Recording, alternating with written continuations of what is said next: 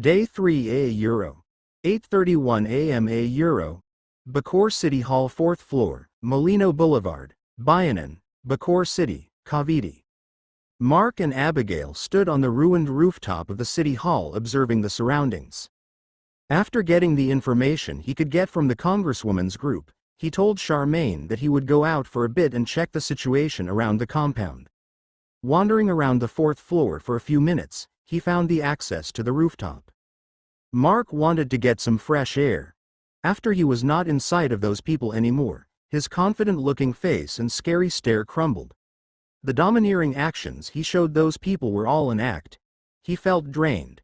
There was nothing scarier for him than talking to strangers, especially with people of high standing. During the time he was talking with the congresswoman, his empathic ability was fully activated. In his mind, getting surrounded by a horde of mutants was better. He was too anxious, but he was still able to hold on and not blow the act off.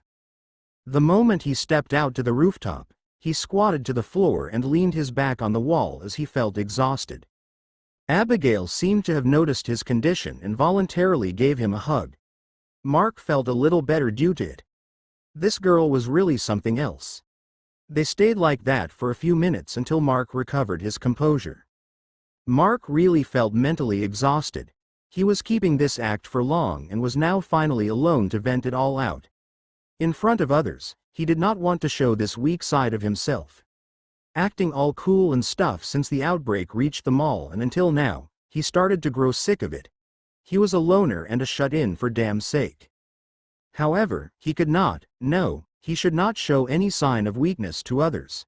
The first one to do so was the first one to lose the advantage they had.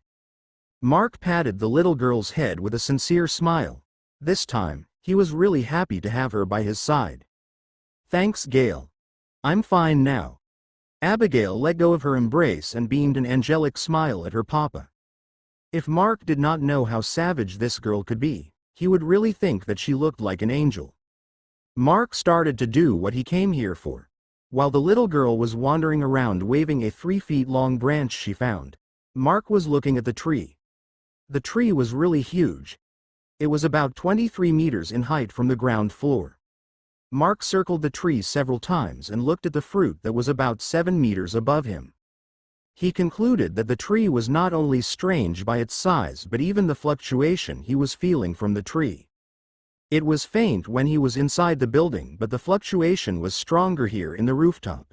He tried touching the tree and sending his mental energy to the tree but did not receive a response from it. From what he felt, it looked like it was sleeping or in the similar state if not. Abigail was also glancing at the fruit from time to time. It really looked like she wanted to have that fruit.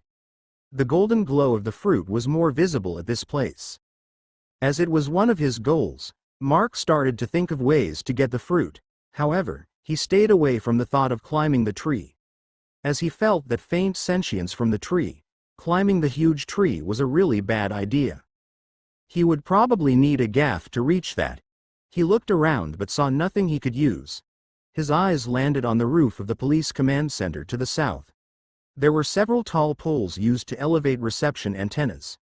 Maybe he could use those poles. In the end, he needed to go to the command center before he was able to try and get the fruit. As he could not do it right now, he left the notion of getting the fruit for later. He focused more on the surroundings. Due to the growth of the tree, the rooftop was in tatters. He was actually very careful of his steps during the time he was observing the tree. The rooftop was too uneven and had a lot of cracks. There was also the large crack he used to make the drone enter the building. If he made a misstep and fell into the crack, he would sure end up back to the floor below. He walked to the edge of the rooftop. The strong morning gale was ruffling his clothes. Mark was amazed at the sight. Behind the compound of the city hall was a wide plot of land used for farming. A small forest could even be seen on the further distance. During this time of the year, the farming plots should be left bare. Now, however, the lush green grass that had newly sprouted had already covered the vacant farmland along with several plants that looked like leftover crops from the recent harvest.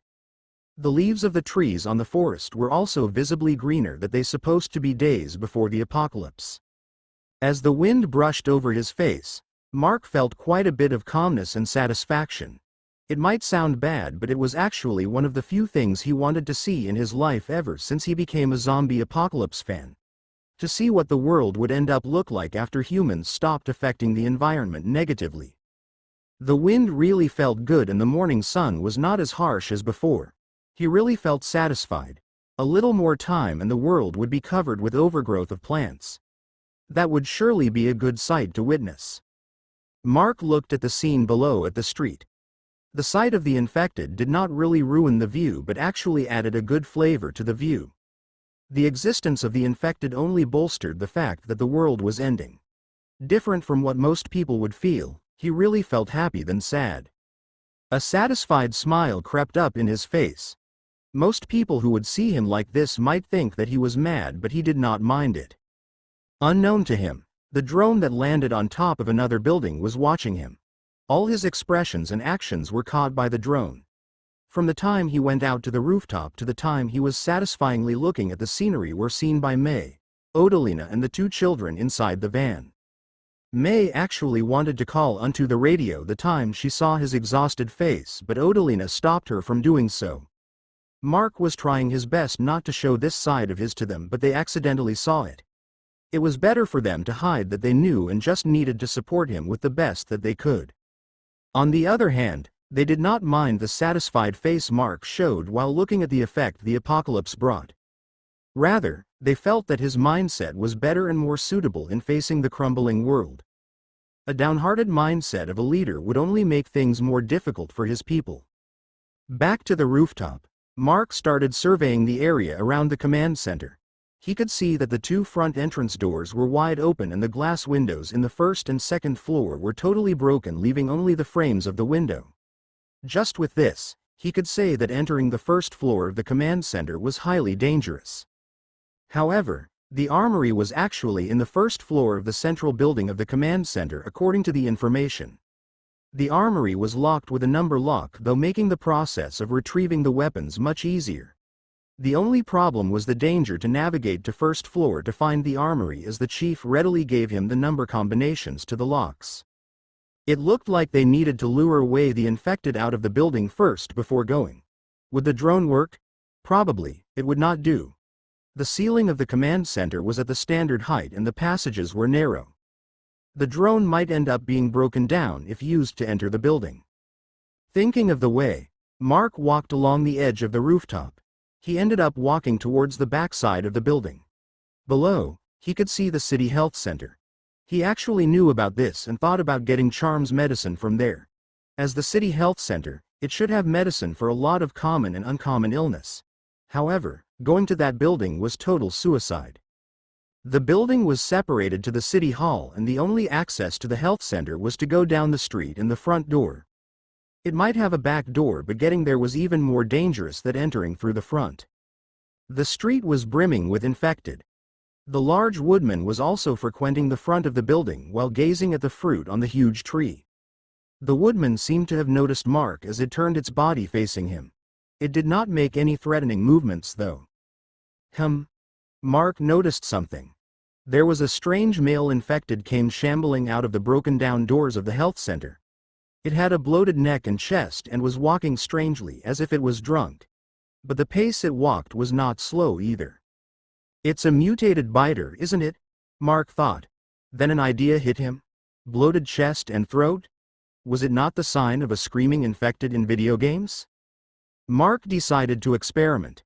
He kneeled on the roof with one knee and carefully aimed his assault rifle. Seeing his stance, Abigail ran over and looked at what he was aiming at. If it was a biter, it should be vulnerable to pain. Mark did not plan on killing it, so he tried aiming at the infected's foot. It was hard as the distance was far and the assault rifle was not equipped with a scope. However, while he had no confidence of shooting it accurately, he was confident that he would not attract any of the infected below. The large woodman is an exception, of course. TSST. Mark fired the first shot. Pang! It missed. The bullet burrowed onto the concrete several inches from the infected with a loud sound. The mutant infected seemed alerted but did not do anything but look at the hole the bullet made on the concrete. The other infected nearby seemed to be alerted by the sound as they started to flock towards the source. Mark was not bothered by him missing the first shot and fired again after adjusting his aim. TSST. This time, there was no sound but a thud as Mark missed the shot again. What was hit was another infected that was attracted to the sound his first shot made. The innocent infected was hit at its forehead, dying immediately with a splatter of blood. TSST. Mark adjusted his aim once more. This time, he succeeded.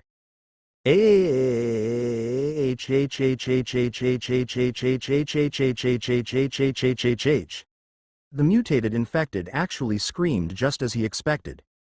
A loud, sharp scream echoed across the street as the mutated infected with bloated throat and chest was hit on its left shoulder. Mark was aiming at its feet, but hitting the shoulder was not considered as a failure, right?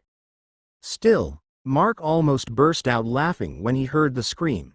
It was not the eerie and creepy-sounding scream, but a scream that sounded like the infected's throat was being choked by something.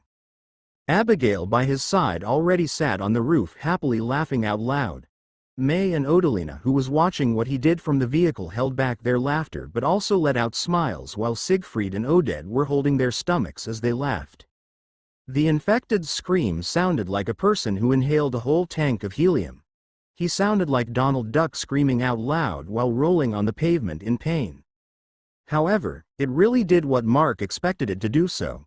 The scream might have sounded funny, but it actually attracted the infected.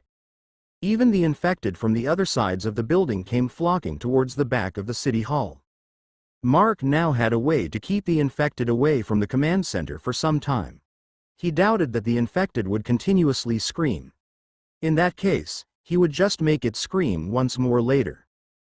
Day 3 Euro. 8:50 a.m. Euro. Bacoor City Hall rooftop, Molino Boulevard, Bayanan, Bacoor City, Cavite. After confirming the ability of the mutated biter to scream and thought of the plan to lure the infected away from the police command center, he was getting ready to go back inside and prepare. However, there was another movement that caught his eye. It looked like the scream not only attracted the infected. Looking at the windows of second floor of the City Health Center, Mark saw the white-coated silhouettes behind the windows. Mark closed his eyes and concentrated on expanding the area of his empathic ability. He could not turn the ability on and off, and the area was several meters wide, but his distance away from the City Health Center was larger than his detection area. As his detection area finally reached the building, he felt the fear coming from the silhouettes on the second floor. Mark confirmed it. Those were living people. There were survivors trapped in the health center. Mark was about to release his ability and return it back to normal. Using this wide range for a long time was taking a huge toll on his energy. However, he froze. He could not control the shape of his detection area, so he could only expand it. As he expanded it to reach the health center, the police command center was also reached by his detection.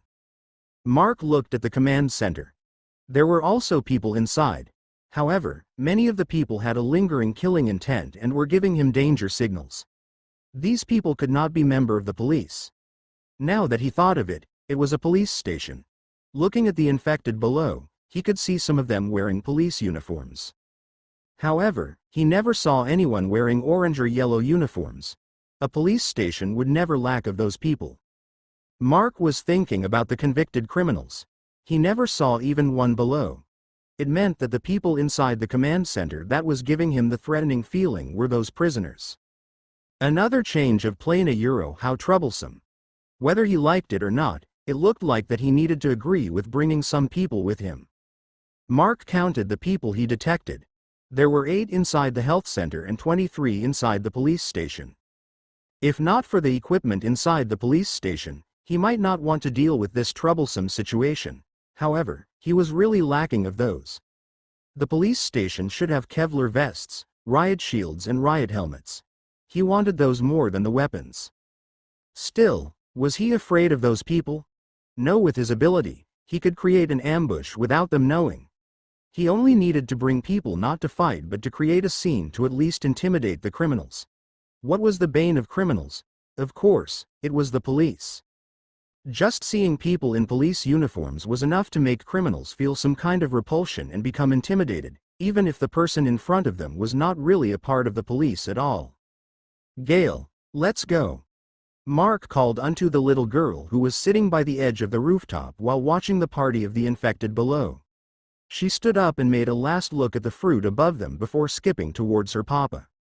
Asterisk asterisk asterisk The father and daughter duo went back towards the reception area of the 4th floor of the city hall. As they entered, Mark saw Charmaine happily chatting with the nurse. It looked like she regained some of her energy back. She should be able to move now. "Big brother, how is it?" Charmaine called out after she saw Mark and Abigail. "The area outside is still dangerous, but we could leave anytime if you're ready."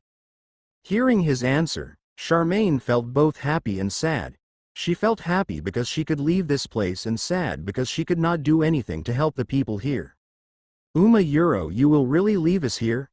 The nurse sitting beside Charmaine hesitated at first but still asked Mark. In the past 2 days, this nurse and Charmaine spent time together as they were around the same age and the nurse were taking care of Charmaine's condition. Though she was happy that Charmaine's brother was here to pick up her new friend, but she also wished that they would be saved. "Tell me, what do I get if I saved you all?" Mark coldly replied with another question which made the nurse look down. He was right. There was really nothing in for him if he were to save them. Not only that, they would also be a burden to them. "Big bro, can we at least bring her with us?" Charmaine pleaded. "We're going to look for Big Sis and other people, right? Then what if they are injured? We need someone who can treat them." Her rationale was on point. Even if they could also give treatment to injuries, the treatment from someone with experience was different. Mark nodded at Charmaine's proposition as she had a point. "However, Euro, if you really want to bring her, we can, but the question here is Euro, wasn't she needed there?" Mark pointed at the room just behind him with his right thumb. Inside that room, there were several injured people.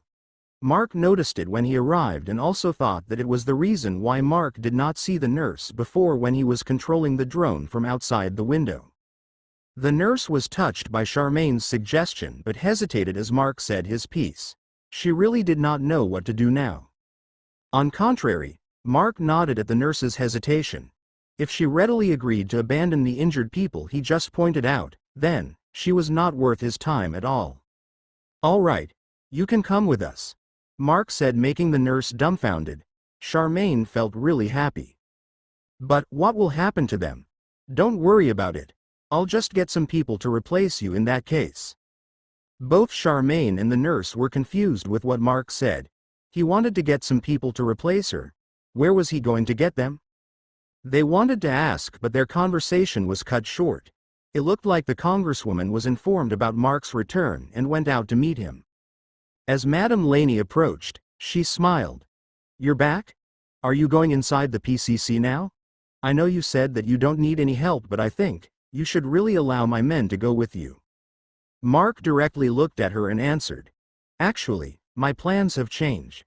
I want some of the policemen you have to accompany me." When the congresswoman heard his reply, she felt happy. At least, there was a room for cooperation. The chance of making him help them would become higher. However, she felt that there was something wrong for this person to suddenly change his mind. "Did something happen?" she asked with a concerned tone, and Mark nodded to her question. "It looks like the inmates in your police station escaped. Those guys are now occupying the upper floors of the station. There are 23 of them." Chief Mallory, who was behind the congresswoman, sucked a mouthful of air. "Those damn bastards escaped? How?" He voiced his concern. "Well, I don't know about that. Don't ask me," Mark answered the chief and turned back to Madame Laney. "Also, I found survivors inside the 2nd floor of the health center. There are 8 of them. They should be doctors, nurses and patients if I'm right." The congresswoman was surprised. Not because Mark found people on other buildings, but because this man actually gave them precise numbers. "Are you sure? Also, how did you know those numbers? Are they accurate?" "Don't doubt me about this. The figures I gave are accurate. Just don't ask me how I knew." Mark glared at the congresswoman. The glare did not hold any ill intent but just gave his message to her. It was that he knew what he was doing. Madame Laney looked at him and nodded. How many people do you need? Just 3 or 4 is enough. I don't need them to act. I just need them to create some intimidation. What do you mean? To the Congresswoman's question, it was Chief Mallory who answered her. Madam, he should be thinking of using us to create a psychological deterrence. If those criminals saw that there are policemen approaching, even if they are not scared, they should still panic inside, affecting their movements and thinking. The Congresswoman was enlightened to his explanation. It looks like you know your stuff. Mark said. Please, don't underestimate me. I didn't get to this position for nothing. We also use this tactic in some of our operations. What about the survivors in the health center? Madame Laney asked Mark. She was hoping that they could help those people, but the key to this should be Mark. She did not know why, but her intuition that she relied on for years was telling her that this person was not someone simple. Actually, I want to get medicine for my sister. If they could bring medicine for me, then I will give some effort to save them. Is that true? Madame Laney's face lightened. They were really in need of medical personnel at this moment. The only person they have here was the only nurse that managed to come with them during their escape to this floor, and no one else. Well, that will come for later. We need to get the weapons in the police station first. Don't expect that I will save those people alone. Your men needed to help too, and they will need weapons. Then, are we going to build a plan to deal with the people inside the PCC? There's no need. As I said earlier, I only need them to act. As for the fighting, leave that to me. I need more practice with this, you see. Mark pointed at his assault rifle. He did not even hide his bloodlust. While most people would not feel it, the veteran bodyguards and the policemen shivered. This man was itching to kill people. After this, you will leave with your sister, right? Madame Laney suddenly asked. Yes. Is there any way for you to agree in escorting us? After retrieving the weapons, we won't be a baggage for your group, right? This nurse here just asked me the same question before you came, you know that. Furthermore, where are you people even going? I don't think you guys will be able to go to any evacuation center. The nearest one should be in the Bay City. No, we won't be going to Bay City. We have been communicating through the radio with another police branch. They managed to secure a private subdivision along with quite a number of survivors.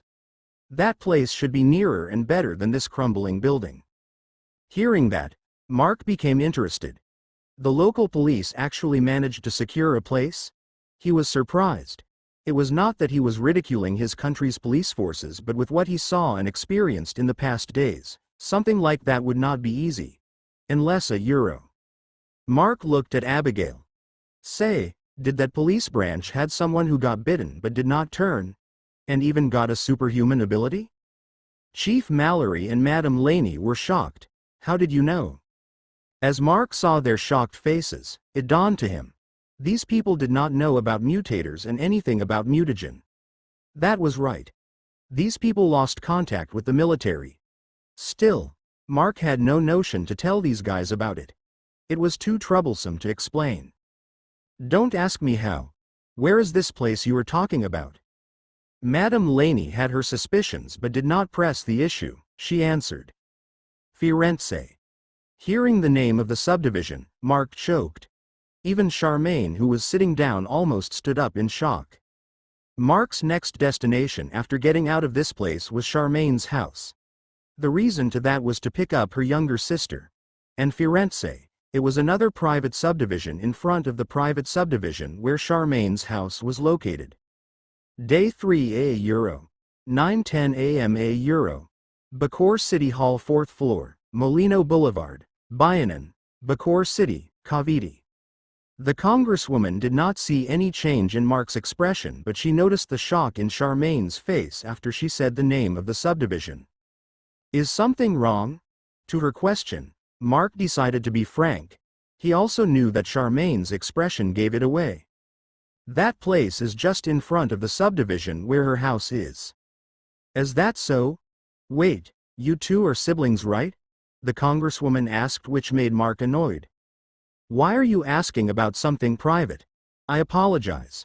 I just grew curious. Though, I think I get the picture here. Madame Laney looked at Mark and Charmaine alternately.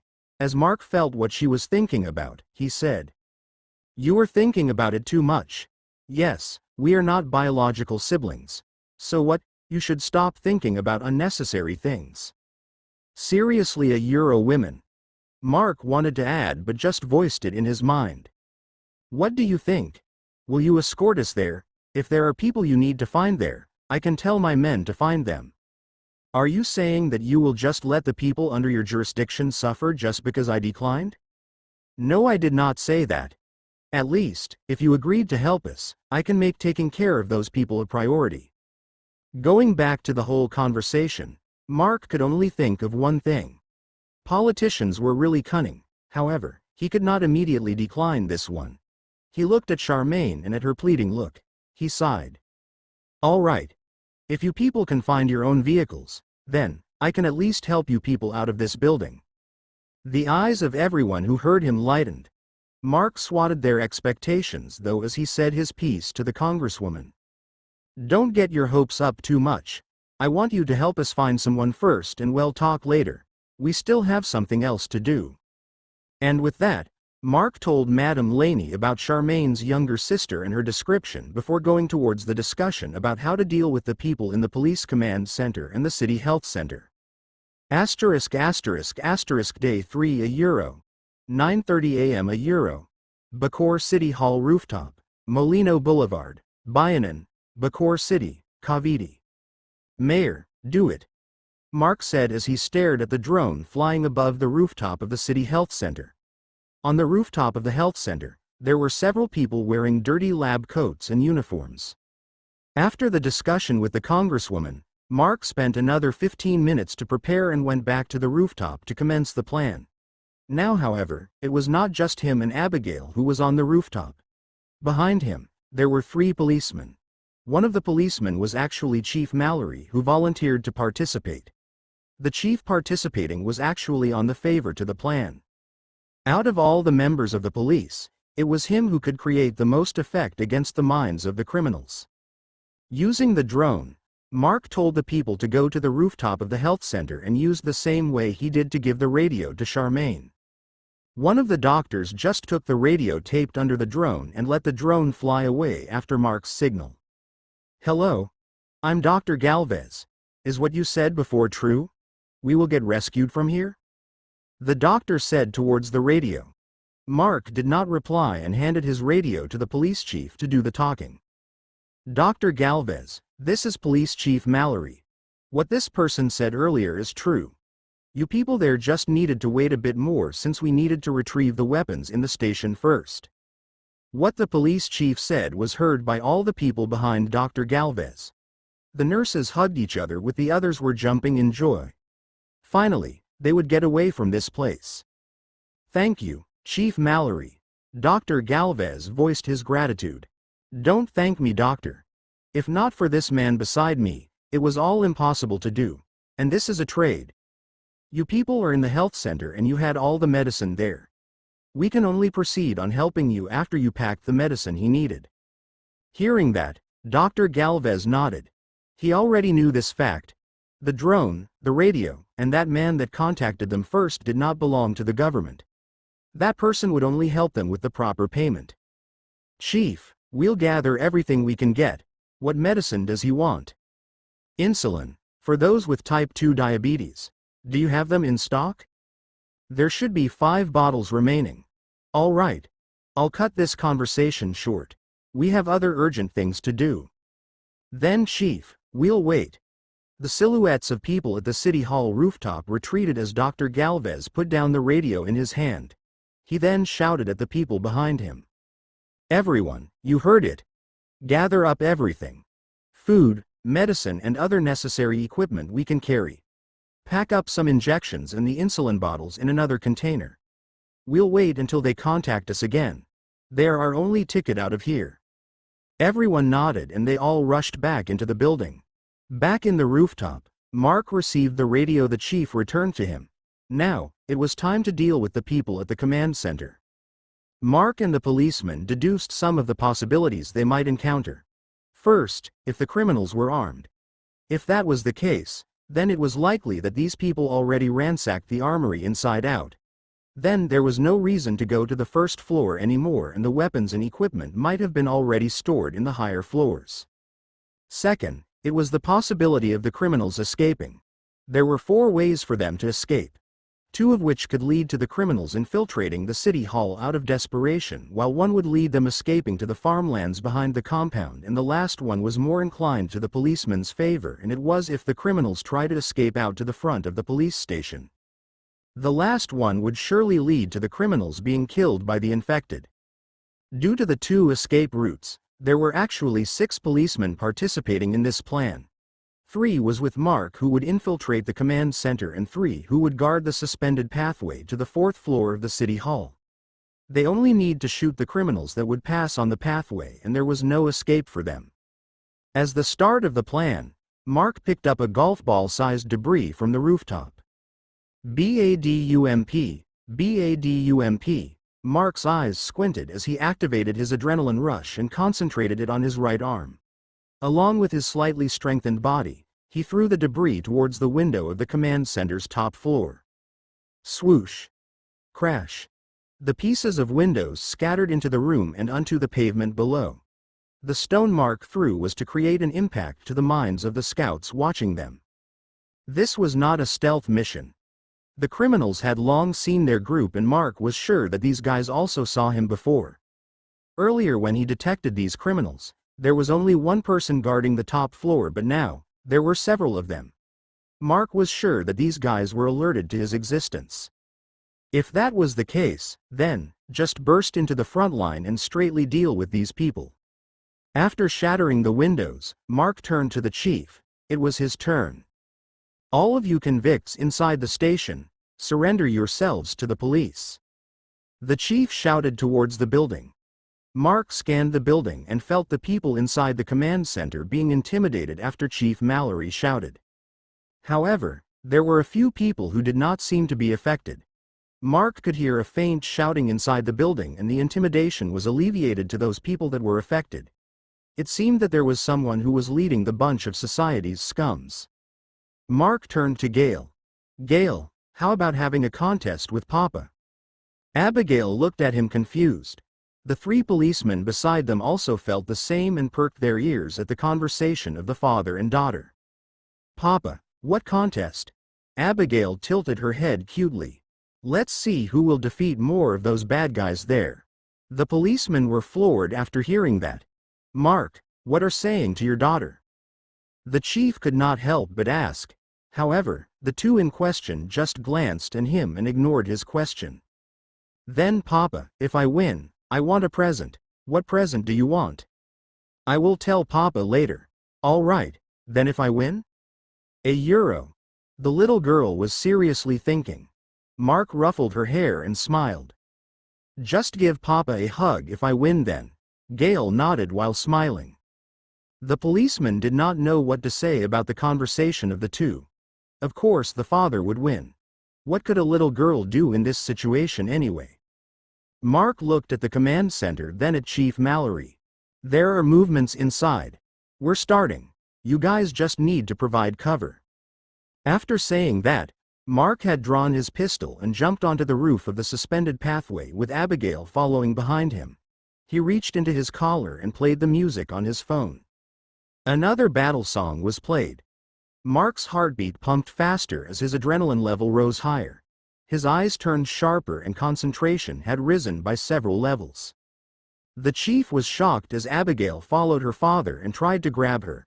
It was a dangerous situation after all, and not a place for a little girl to participate into. However, with Abigail's speed, would he be able to catch the little girl? Of course not. Chief, what are we going to do? One of the policemen asked. Damn it.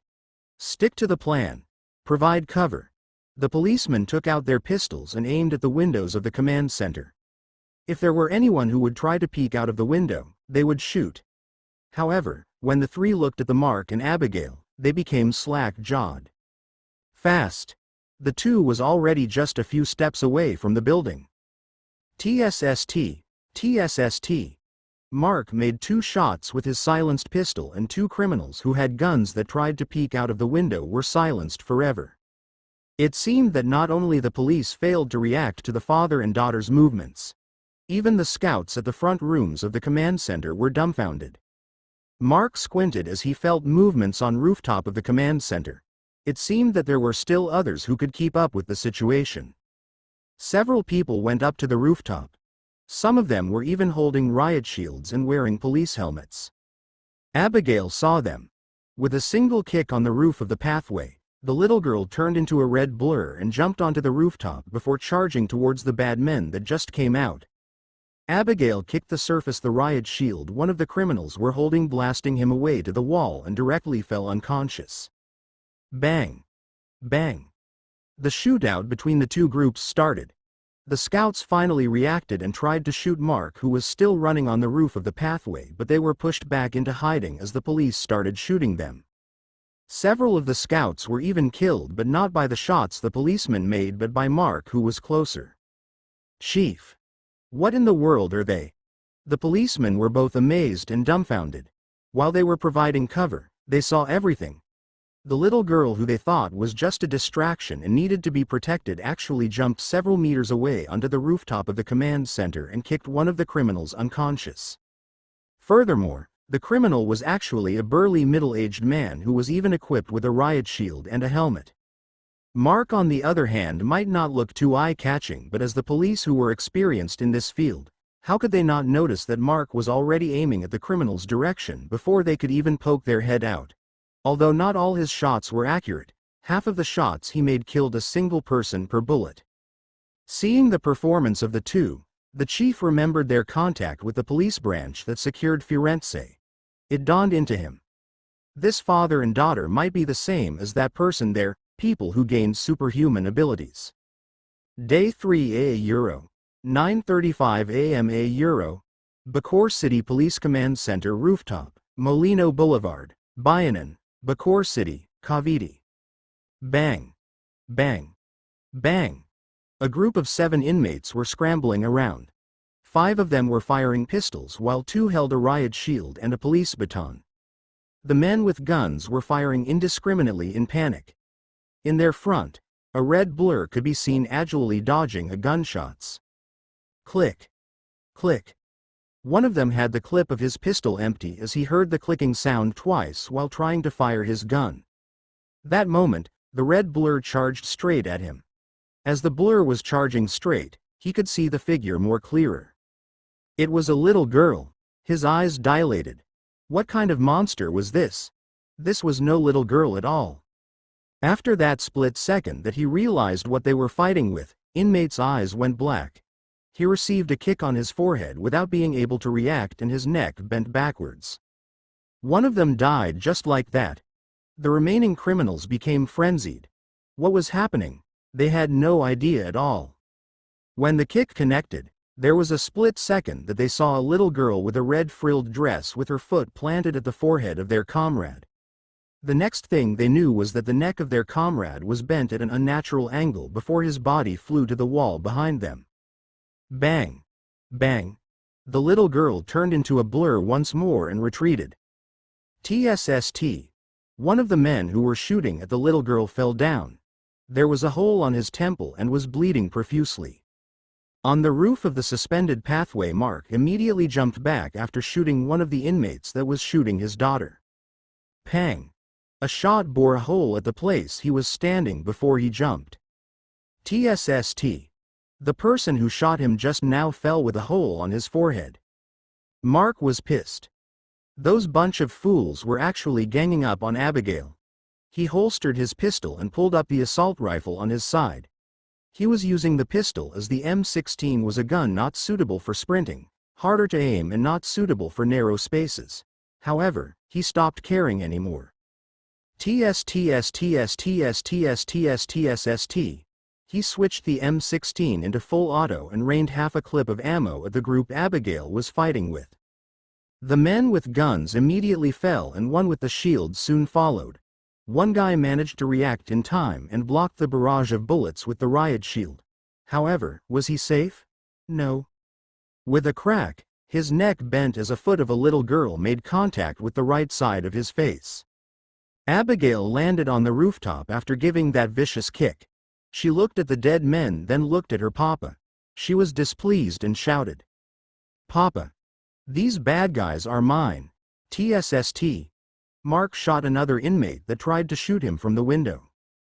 He looked at Abigail and said, "You took too long killing them." Moo. Papa bad. Peeved. All right. Add those guys to your score. Hearing that, the little girl calmed down. It looked like she wanted the present more than actually doing the killing. Even if she was like this, she was still a little girl. Children always loved to receive presents from their parents. On the rooftop of the city hall, the chief and his two subordinates did not know what to say after hearing the conversation of the father and daughter. The two were more savage than those criminals. However, they also received a lingering fear from the two. They were not human at all. It was better for them to not offend these monsters, or they would not even know how they died. "We need to report this to Madam later," Chief Mallory said, making his subordinates nod helplessly. The sounds of guns firing stopped. It was not because the criminals were already wiped out, but because the remaining inmates retreated inside. By the looks of it, the one who was leading the criminals deemed the situation dangerous and started to focus on defense. The scouts were wiped out. The group on the rooftop was the same. Mark jumped onto the rooftop and joined Abigail, who was looking down while spreading her fingers one by one. Mark almost laughed. The little girl was having a hard time counting her score. Mark looked down by his feet. He spread his detection area below and felt the remaining criminals gathering and preparing an ambush in several rooms. Counting how many was killed, the scouts were 9 people while there were 8 here. The total they killed was 17. There were still 6 inside along with the leader-like figure of the criminals. Killing them was very easy to Mark since there was cover fire from behind provided by the 3 policemen. If not, it would be a lot harder and more dangerous.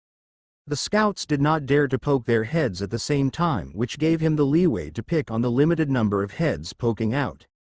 Still, it was really unfair to these criminals. While they needed to aim at their target outside, the person outside was already anticipating their movements. It was like playing a shooting arcade to Mark, where enemies who had shots that would hit him would be showing a red marker.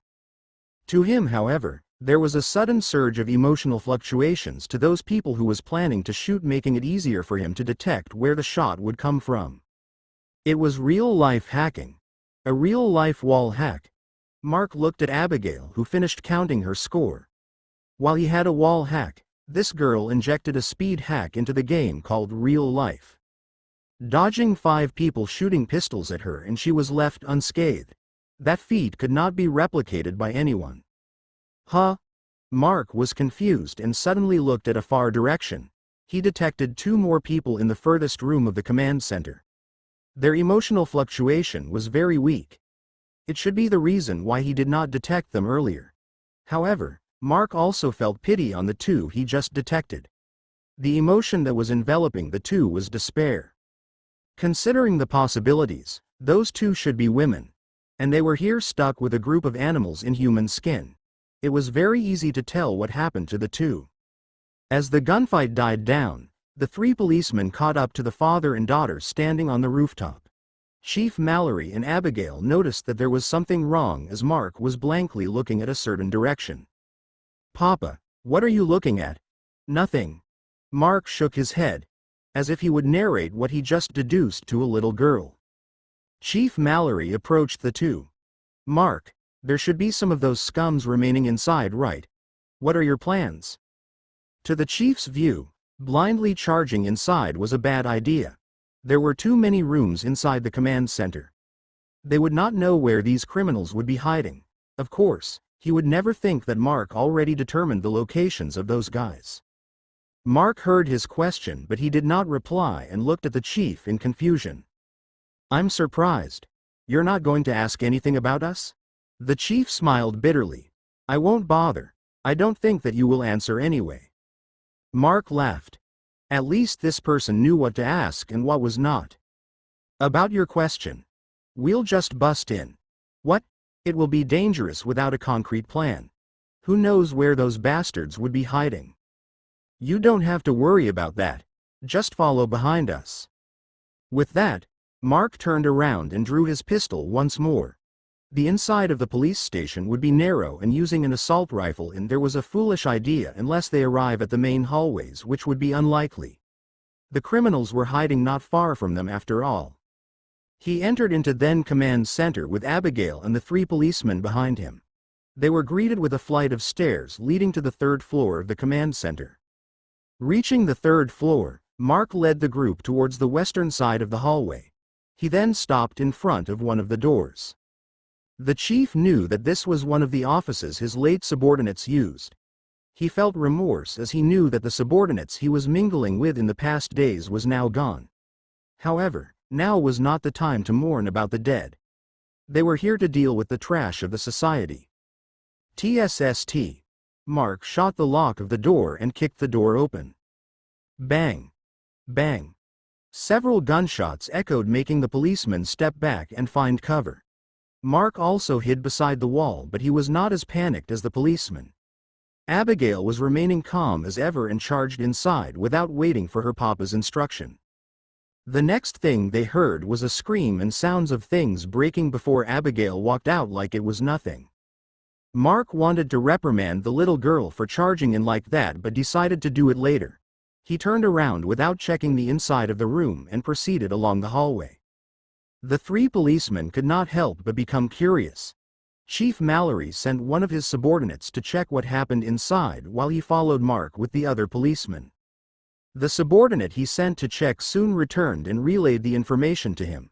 What the policeman saw was an inmate with a broken neck lying on a broken wooden table. The chief shook his head. He knew that they were really not needed here. Since that was the case, he sent his 2 subordinates to go back and collect guns and equipment that the dead inmates used. He was the only policeman that continued to follow Mark. Mark checked several rooms.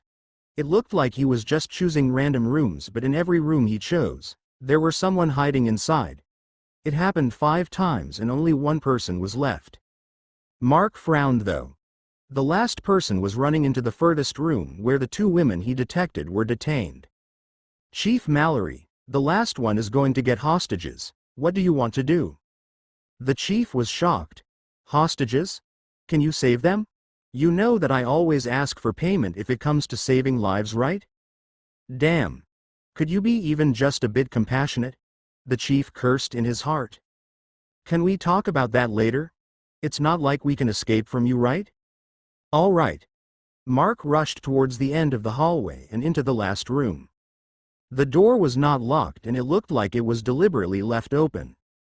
Mark kicked the door open and the scene inside was revealed to them. Mark immediately pulled the little girl out of the view and prevented her from seeing the scene. Gail. Stay here, all right. Don't peek inside. The bad guy there is mine. Seeing his serious eyes, the little girl nodded. This little girl was very sensible compared to other children of her age. She knew that what was inside was not for her to see. She went to the side of the hallway and sat on the corner. Mark and Chief Mallory entered the room. It was one of the resting rooms in the station. There were several bunker beds here. However, the nauseating smell of male's juice was suffocating. At the end of the room, there was a fat man holding 2 naked women at gunpoint. Welcome, Chief. The fat man smiled sarcastically and sinisterly at the chief before turning to Mark. And you? What are you? There's also that little monster. What are you bastards? You ruined all my plans.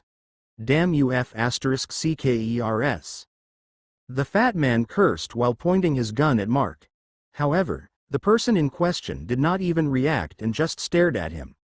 The fat man was dumbfounded as he saw Mark's stare.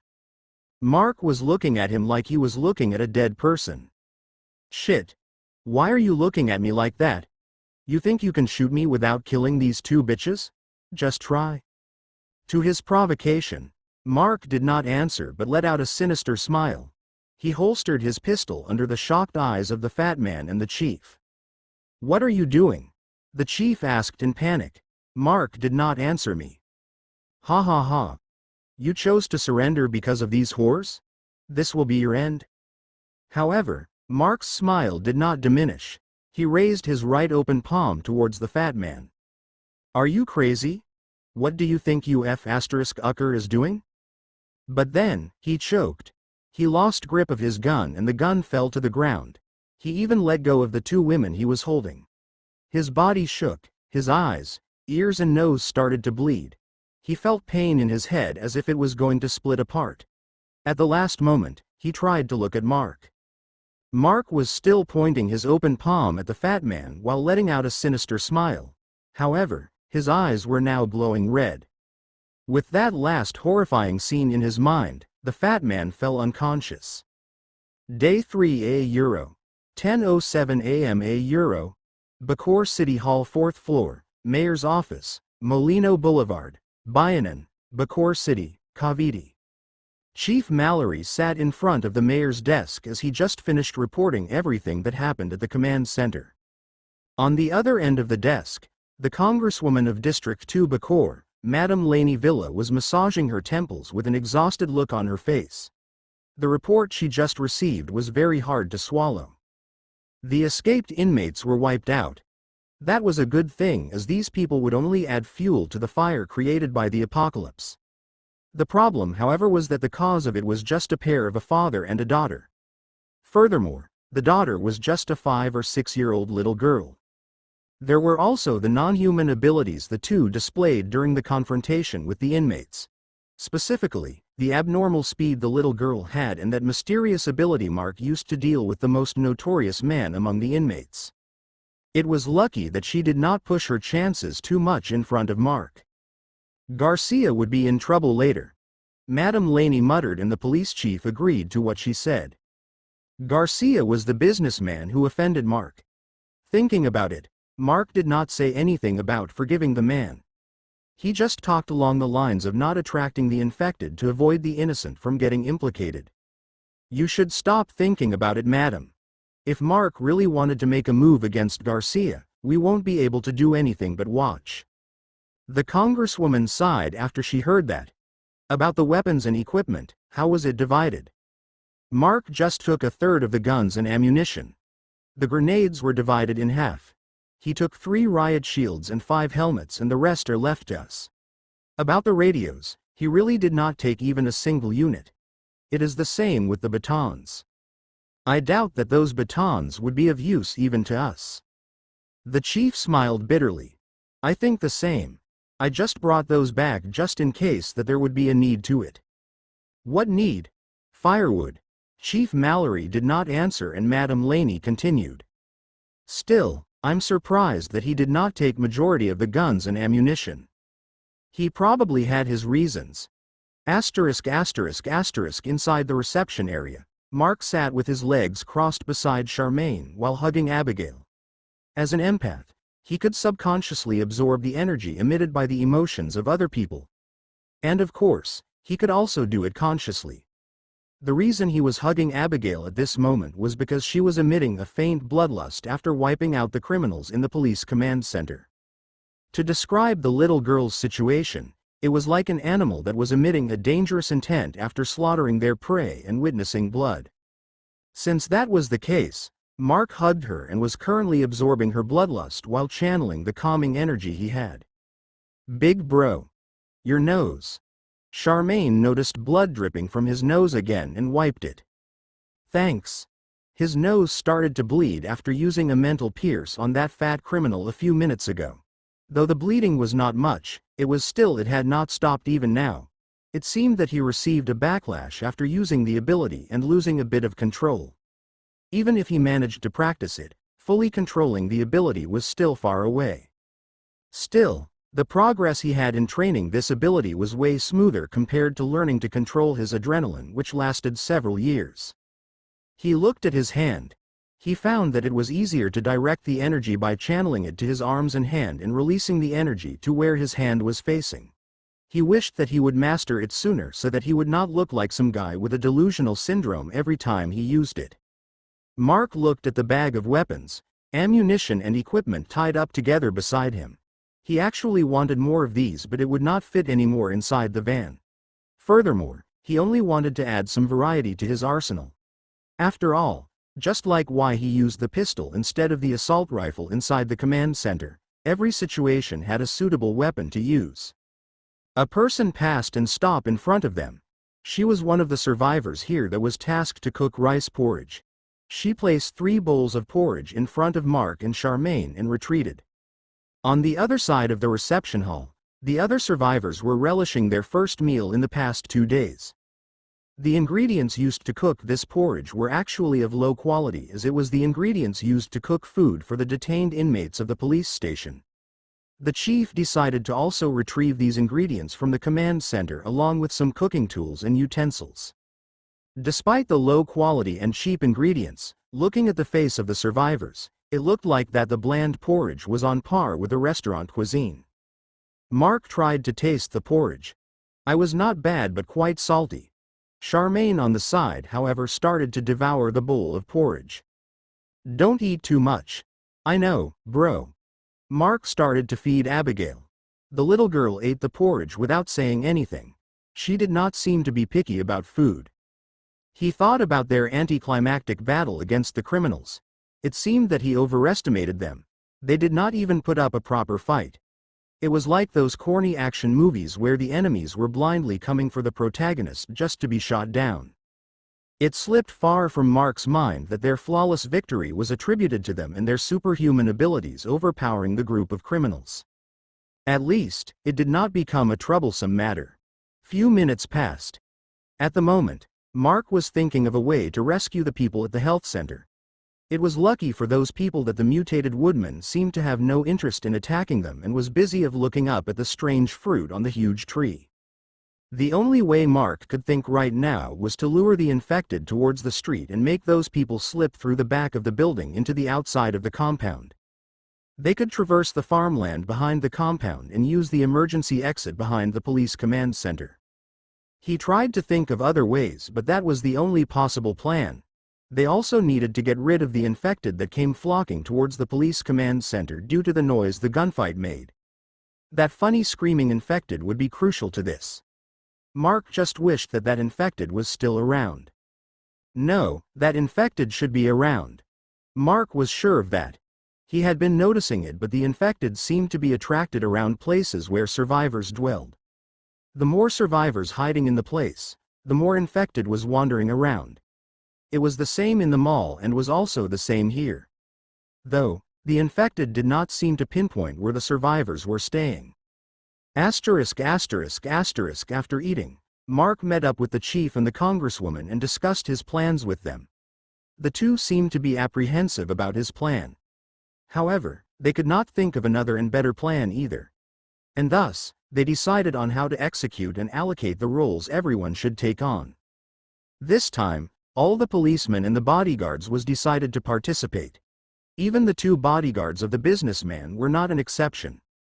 The businessman was actually against his bodyguards participating but still conceded when he was warned for not contributing to the group and being a baggage to everyone. For this plan, Mark, Abigail and Chief Mallory and his subordinates would be the one to fetch the people at the health center while the bodyguards would go to the northern side of the roof to create a distraction and attract the infected away from the rescue group. During the whole discussion, Mark could not help but notice. The 2 were very careful of their words to him. They were afraid that they would offend him in any way. Day 3 €, 10:42 a.m. €, Bacoor City Hall Rooftop, Molino Boulevard, Bayanan, Bacoor City, Cavite.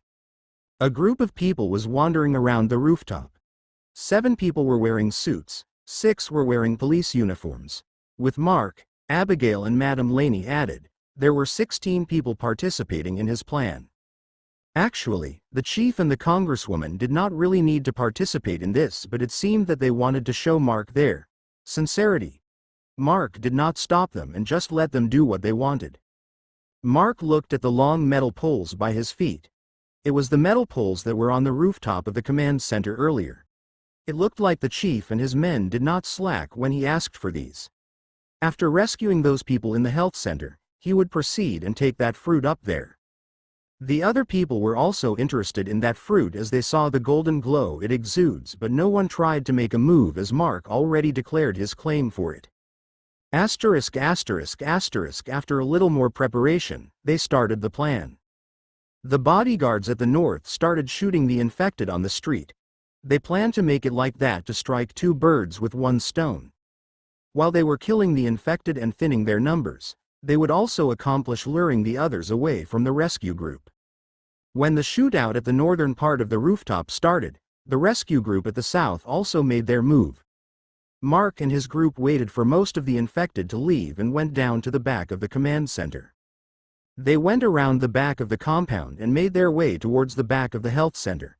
Along the way, Mark was the only person who shot the incoming infected, as the weapons the police had were not silenced. It was not because their station was under-equipped, but because the inmates that took out the weapons from the armory did not seem to have the idea to also bring the gun suppressors and left the equipment at the armory that was brimming with the infected. It was still fine though, as the number of straggling infected was not large. The policemen were also trained for close-quarter combat and was able to handle the infected without getting bitten. It was another issue if they got surrounded, however. Abigail also played an important role on killing the remaining infected, making the jaws of the policemen that did not participate in dealing with the criminals slack-jawed. She was even more efficient than these large-bodied men. Well, not all of them were large-bodied, since two of the policemen were large-bellied. When they arrived behind the health center, the survivors inside that was informed through the radio beforehand was already waiting with excitement. They were carrying numerous bags and equipment. Some of the policemen went and carried the items. Everything was going smoothly and as planned. Everyone was in high spirits, until a Euro. Chief Mallory saw Mark staring blankly again. He had a bad premonition. "Mark, what's wrong?" Mark looked at him. "Why don't you listen?" Hearing what Mark said, the chief strained his ears, but what he could only hear were gunshots that were being fired indiscriminately. It should be the gunshots coming from the bodyguards that were luring the infected away a Euro. Then he froze as it registered into his brain. The gunshots were being fired indiscriminately, as if the people shooting were panicking. He then heard Mark once more. "We should hurry, something is not right." The chief nodded and ordered his men to hurry up. They all picked up their pace. Day 3 a Euro. 10:42 a.m. a Euro. Behind Bacoor City Hall compound, Molino Boulevard, Bayanan, Bacoor City, Cavite. Observing the sounds of the gunshots, Mark deemed that something dangerous was happening at the rooftop. Was it another mutated infected? The possibility was very high. He remembered the one that attacked Bernard's group on the rooftop of the mall. When the thought of Bernard and Calvin came into his mind, he felt some bad premonition. However, he had no time to dwell on this feeling at the moment. He hurriedly picked up the radio. "Mayor, check on what is happening on the rooftop." "Yes." May's reply came in from the radio.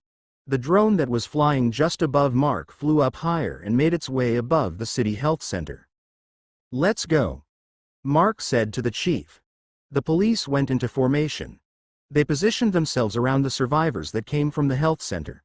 All the members of the police all brought riot shields with them, making them the perfect shield for the survivors at the current situation.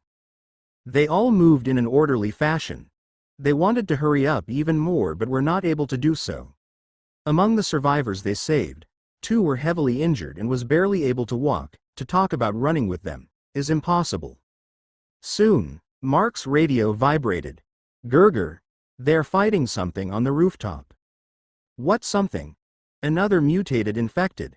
"No, we can't see it clearly, but not an infected. It looked like an animal." "Wait, I see it, it's a Euro." Asterisk asterisk asterisk several minutes ago a Euro Madame Laney, as in charge of command, led the group of bodyguards to lure the infected towards their area of jurisdiction. The plan was going smoothly, and as trained professional bodyguards, their shots were even more accurate than most low people in the police and the military. The street below them was being littered by numerous bodies of dead infected. They also found the screaming infected Mark saw ago, and they followed his instructions upon seeing the infected. They did not kill it directly and just shot it at the non-vital parts of its body. The infected screamed and lured more infected around as they expected.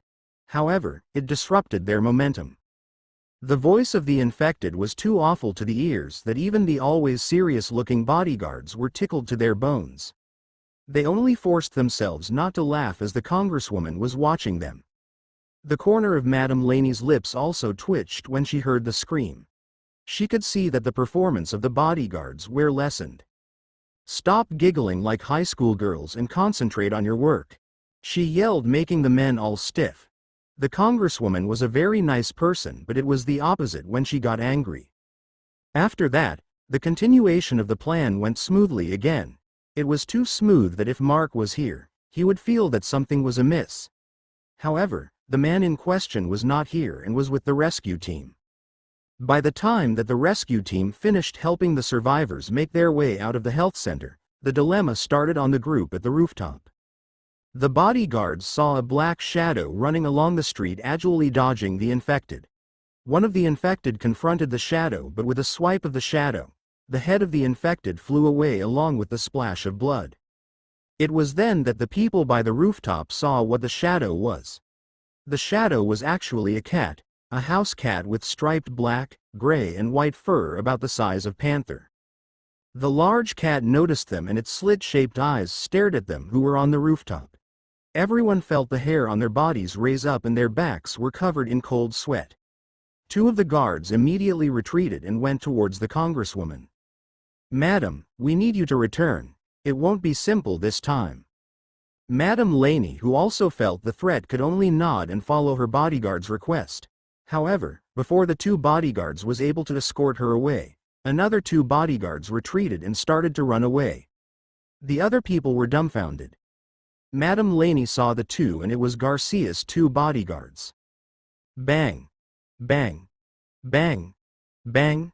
Madame Laney was about to order them to return to their post, but she was disrupted by a sudden series of gunfires. "Madam! Quick! Go inside!" Another bodyguard who was shooting frantically shouted without regards to respect or superiority in ranks. It was because the situation suddenly became dangerous. The two cowards retreated because the huge cat on the street started to make its way towards them. How? It used the broken suspended pathway as a bridge. It agilely climbed up the dangling foundation and jumped onto the twisted roof of the pathway. "Roy, Andrew, bring the madam back inside. Leave this to us." With that, the two bodyguards that warned the congresswoman first escorted her back inside in a hurry, while the other three bodyguards stayed to confront the beast. Before the rooftop was out of the view of the congresswoman, she saw the large cat reach the rooftop unscathed despite the barrage of gunfire her bodyguards made. The three bodyguards that stayed put up a good fight. When the cat finally climbed up to the rooftop with a huge leap, they immediately retreated. "You two, maintain your concentration. Keep support on each other or else we'll perish here." "All right. Good." The three brave bodyguards confronted the beast. They kept on shooting the huge cat, forcing it to dodge and retreat, but still, there were chances that the cat would find a hole to charge into. During those moments, the bodyguard who was being attacked would try to dodge with all their might in order to keep up with the beast's speed. The three bodyguards and the huge car were at a stalemate. However, that state did not last too long.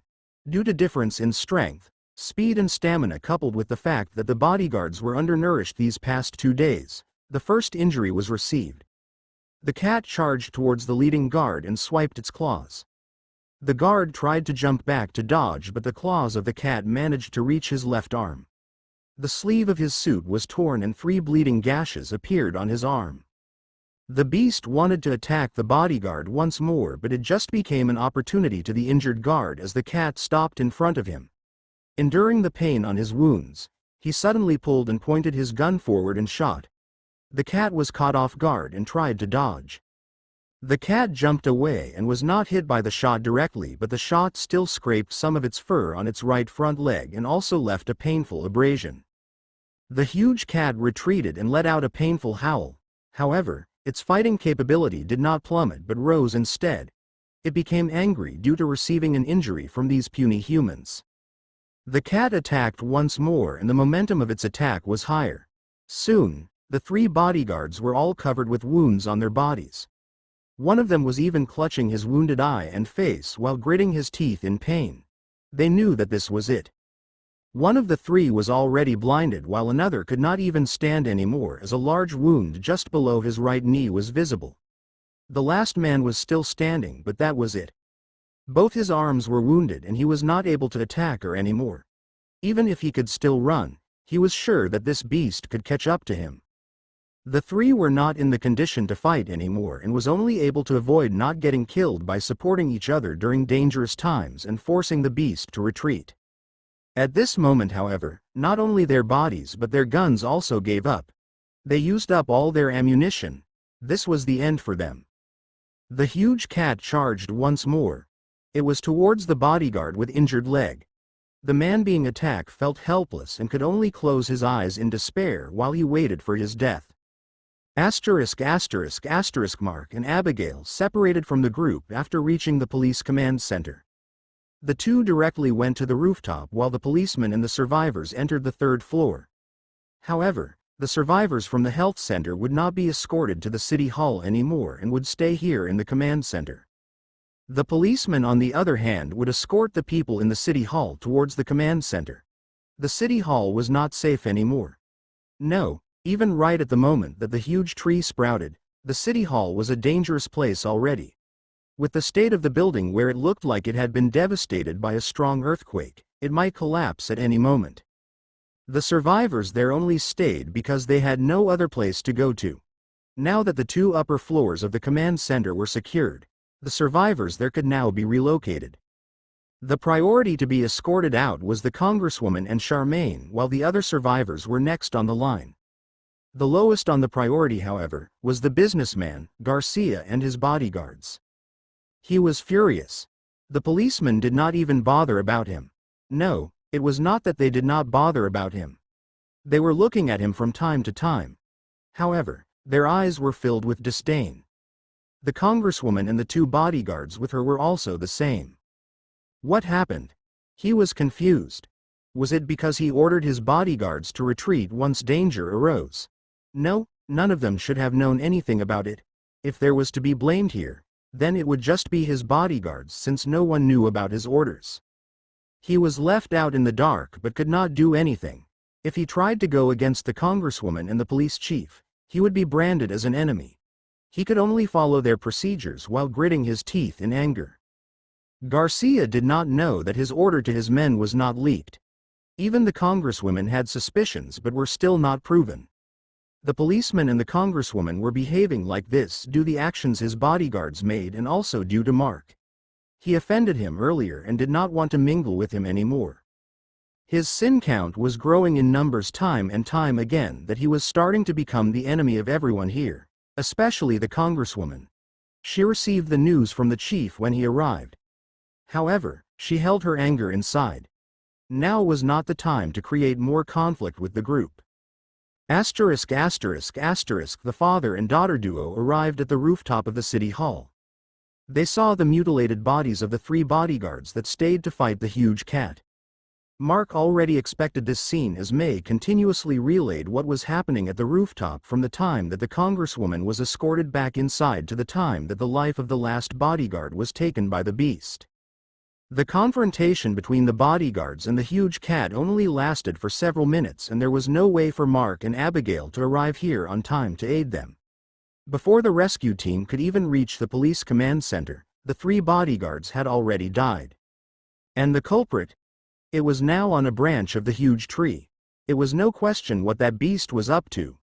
It was also after the fruit on the tree. However, it seemed that it perceived the existence of Mark and Abigail, that it stopped moving while staring at the two.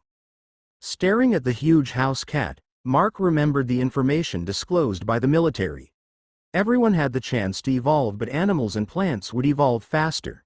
This huge cat and the huge tree in front of them right now was the prime examples of those circumstances. Bam! Bam! Bam! A loud sound could be heard from the northern side of the rooftop, making everyone on the rooftop look over that direction. A few seconds later, a large bushy tree could be seen emerging from the unseen part of the building. It was that large mutated woodman. Just like how the huge cat climbed up to the rooftop, the woodman followed. Mark found it troublesome in many ways. It seemed that the infected were starting to learn methods to hunt their prey. If this mutated infected was able to learn how to climb accessible places, then, how about the others? But that was not the problem at this situation. All the beings here right now on the rooftop was after a single thing. It was the golden fruit on the huge tree. Day 3 a Euro. 10:42 a.m. a Euro. Bacoor City Hall rooftop, Molino Boulevard, Bayanan, Bacoor City, Cavite. While the mutated woodman was struggling to climb up and Abigail was having a staring contest with the huge cat on the branch of the huge tree, Mark was fiddling with his phone and could be heard murmuring. Gunlanda Euro, Swordlanda Euro, Ignity Euro, Storm and Fire Euro. Mark was organizing his music playlist. As everyone was at a standstill and the mutant woodman had not climbed to the rooftop yet, he had enough time to select which songs would be suitable for the incoming fight. Why did he not start the fight immediately? It was because the survivors at the floor below had not finished evacuating from the city hall yet. While he was fiddling with his phone, he was actually scanning the floor below. Once the last survivor inside left, he would start attacking. Once the fight started, he did not know how long the building would be able to handle it. It was not because of him, the huge cat, nor Abigail. One minor reason was the woodman, its weight and strength, but the major reason was the huge tree in front of them. It should be in a sleeping state, but would it get disturbed once the battle between non-humans started? It was very likely that it would. Once that happened, it was likely for the building to collapse. While Mark was arranging the songs on his phone, the last person inside the city hall left and the mutant woodman finally climbed to the rooftop almost at the same time. Mark immediately played the first song and stored his phone onto one of the pockets on his belt. After the mutant woodman climbed up, it displayed the common trait of every infected. It was to charge at their target. Every step of its heavy wooden feet created a mild tremor on the rooftop as it made its way as fast as it could. And the person it was charging towards was actually Mark. Mark looked at the approaching infected and then towards the huge cat that was not making any moves nor having the notion of snatching the fruit in front of it. It was strange, but it was a situation to Mark's favor. It was a cat and a bigger mutation of a house cat.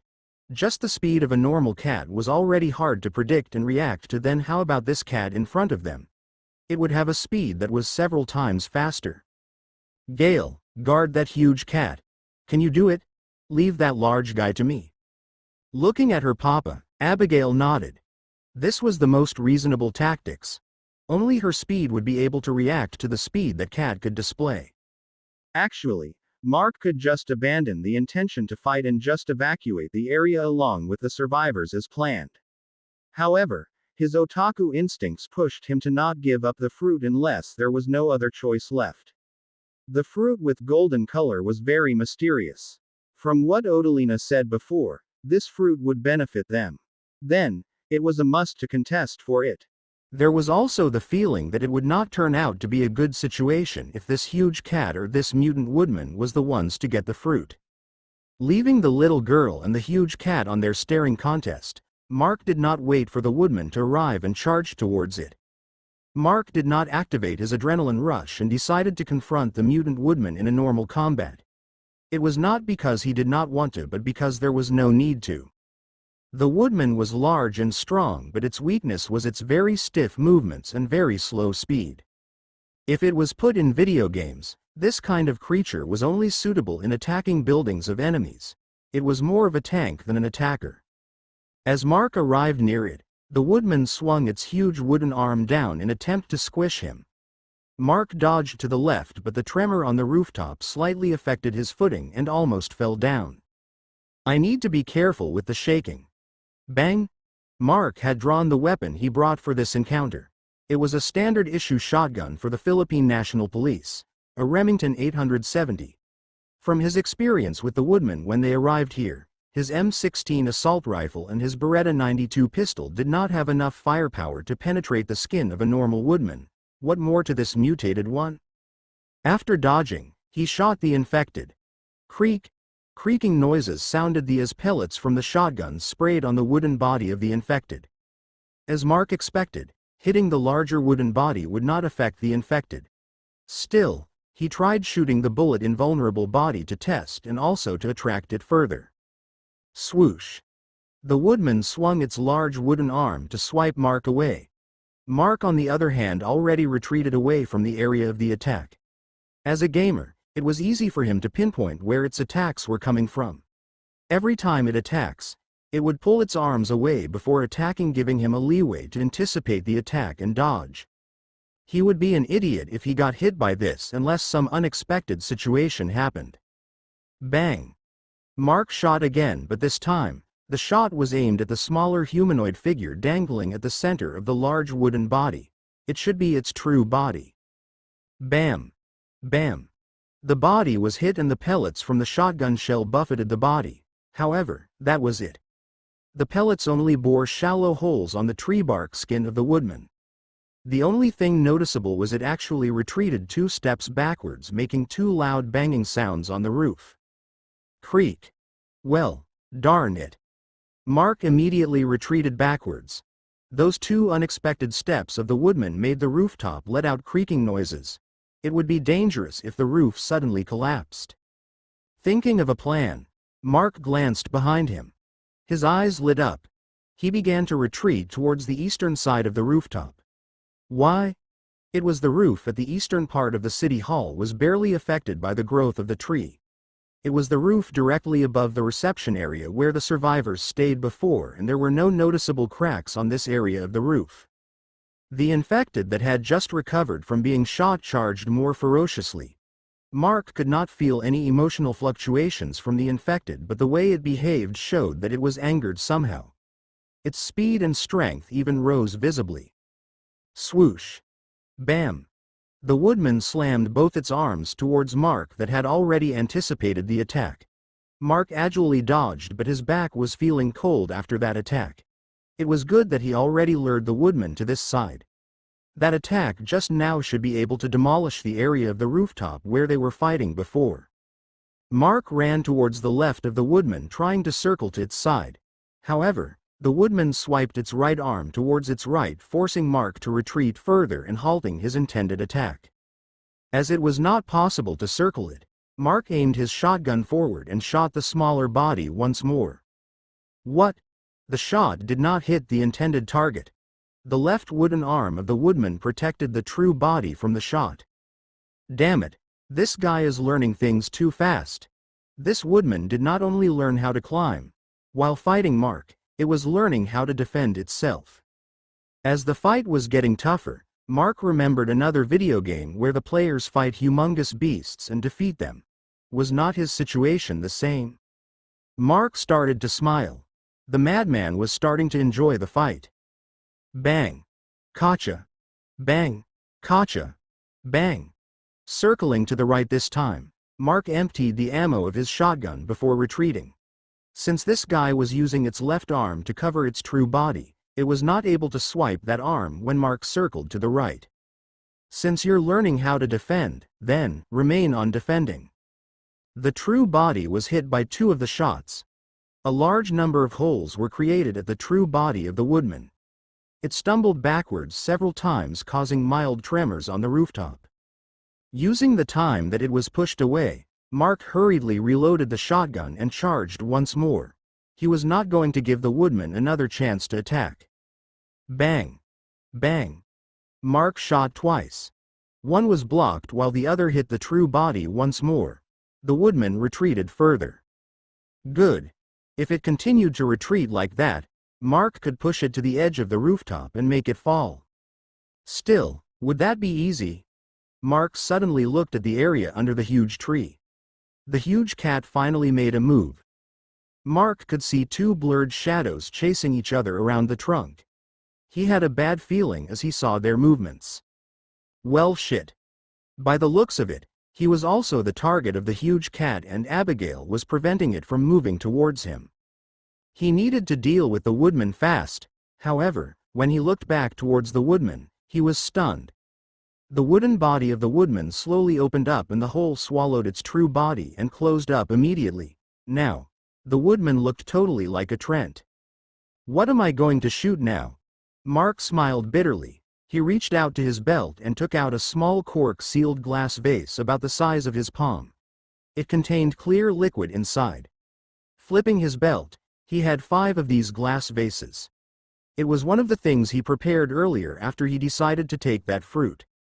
These glass bottles were from the mayor's office. These vases was put on a display cabinet there as decoration.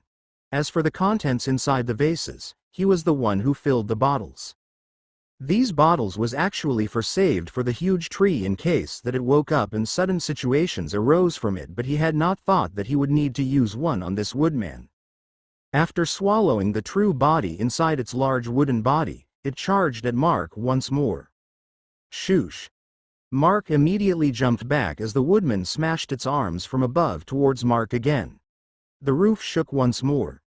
After the attack, the woodman raised its arms once more to attack. At that moment, Mark actually charged forward at an inhumane speed and had thrown the glass vase in his hand towards the part of the body of the woodman where the true body was swallowed. The vase smashed, spilling its contents on the body of the woodman. After the vase was thrown, Mark used the same speed to retreat as the arms of the woodman swung down once more. Full adrenaline rush concentrated on his feet. He finally decided to use this ability. Added with the fact that his legs were the most evolved part of his body, his speed could not be compared from the time he fought the berserk Odalina. At the moment that the arms of the hit the roof, Mark charged once more while he took out an electronic lighter. The lighter had a thick rubber band tied on its igniter to make the igniter stuck once the lighter was lit. Mark pushed the igniter and the lighter immediately let out a small flame. The igniter was stuck by the rubber band and the fire was not extinguished even after Mark let go of the igniter. With that, the lighter was the next thing he threw towards the body of the woodman. Bloogh! A loud sound was heard as the part where the liquid from the vase was spilled immediately burst into flames. Since its body was made of wood, flame was the bane of it. The woodman started going berserk. It was struggling to put out the fire, but since it did not have elbows like humans, it could not reach the burning part of its body. It started to wildly swing its arms while trying to put out a fire. Still, the fire soon became weaker since the body of the woodman was not made of dried wood. If that was the case, Mark took out other vase and threw it, adding fuel to the fire. The liquid inside the vase was actually butane. It was the contents of the 2 butane spray Mark brought with him. He felt that it was a loss since these vases was for the huge tree and surely was not enough, but he needed to use up 2 vases for this guy. While the woodman was having a hard time putting out the fire, Mark gained the time to take a breather. But the situation did not let him to do so. His pupils dilated and he suddenly looked behind him. Papa! Gurgur! Mark heard Abigail shouting. He could also hear May shouting from the radio in shock. When Mark turned around, he could see the claws of the huge cat approaching his face. Day 3 Euro. 11:03 a.m. Euro. Bacoor City Hall rooftop, Molino Boulevard, Bayanan, Bacoor City, Cavite. Mark could see the claws of huge cat coming closer from his left. The huge cat seemed to have slipped out of Abigail's interception and rushed towards him when he was concentrated on trying to burn the woodman despite its strong attacks. This feeling Euro. It was similar to the time he encountered the first infected he killed in the mall. He was in the verge of death after a sudden ambush. His eyes dilated, but he did not panic, but his concentration heightened in that millisecond. Everything slowed down in his eyes as he heard Abigail and May's screams. Reflex. His heightened reflexes that were cultivated in playing fast-paced games kicked in once more. Mark made a step back with his left leg, evading the initial contact. Without knowing and thinking about his movements, he bent his body backwards and did a fast back walkover with his left arm as support. Since the speed he did the tumble was too fast, he added another backflip to mitigate the impact his feet would receive upon stopping. He was surprised after the backflip. Mark did not know how he was able to do that move. His body moved subconsciously at the last second and he evaded the fatal attack. However, he did not get out of the situation unscathed. Since his right arm was holding the shotgun, the arm's movements were slower than the other parts of his body. The huge cat's claws managed to hit his arm. The sleeve of his jacket was torn and there was 4 bloody, centimeter-deep slits on his skin. The flesh of his arm could be seen as the slits tore through all the layers of his skin. The flesh was immediately covered behind the flow of blood, dyeing his black jacket with a reddish hue, and the blood started to drip on the roof. Mark saw the flow of blood on his arm, but his face did not change at all. Yes, it was painful. But Mark was the kind of person that never displayed pain on his face for something like this. However, it would hard to use his arm like this. He looked at the assailant that attacked him. He smiled. It seemed that the cat was confused on how he was able to dodge the attack it made. The huge cat recovered from its stupor and posed to charge at Mark once more, but its movements were cut off. With dilated eyes, it suddenly turned its head away from him and posed to dodge. Mark did not let it do what it wanted to. He did not need to look, but he knew that someone got angry at the moment. His eyes glowed red and he raised his wounded arm. Mental pierce. The energy composed of negative emotions flowed towards the unguarded mind of the cat. Its body froze and could only stare at the attack it was about to dodge that was coming towards it. Abigail stood several meters away from the tree while intently watching the huge kitty that was not really paying attention to her. Her papa already said it that this huge kitty was hers to guard. During the time her papa was intensely battling the mutated woodman, the huge kitty was watching her papa in confusion, as if it was thinking of something. After her papa started to get the upper hand on his fight with the woodman, the huge kitty started to make its way down of the tree. Its target was her papa. Abigail became sullen. This huge kitty must not disturb her papa's fight. Bam! Before the huge cat was able to land on the roof, the little girl already made her move. She anticipated where the cat would land and charged towards the location. She tried to welcome the huge cat with a fast kick and succeeded, since the huge cat was not paying attention to her. The cat was hit below its abdomen and panther-sized cat was sent flying. It rolled in the air before the gravity pulled it down. Yet, as a cat, it regained its balance before it fell. The arrogant cat became angry as this little human that it did not put into its eyes was able to send it flying. However, it did not change its intent and still tried to charge towards Mark. But it did not let down its guard anymore against the little girl. Noticing its intent, Abigail immediately charged at the huge kitty once more. Since the cat was now aware of her speed and strength, it was not caught by her attack and agilely dodged. The chase between the huge cat and the little girl commenced. Still, it was just the Abigail attacking the huge cat and preventing it to get on her papa's fight. On the other hand, the cat only dodged the little girl's attacks and proceeded on trying to approach the fight between Mark and the woodman. 2 blurs, one black and one red, chased around the southern half of the rooftop, which even took several minutes while Mark was fighting the mutated woodman. The huge cat seemed to have realized that it could not shake off Abigail from blocking its way and attacking it. It started to fight back. It made a huge and fast swipe towards the little girl, which she easily dodged. Abigail counter-attacked but was also dodged by the huge cat.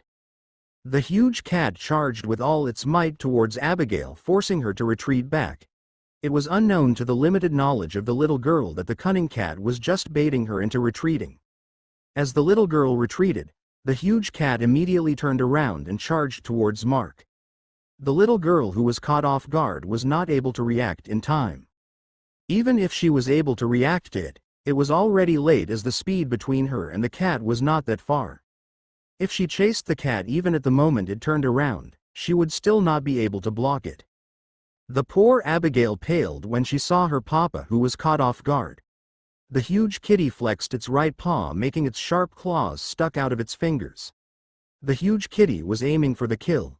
It was aiming to kill her papa. "Papa!" she shouted.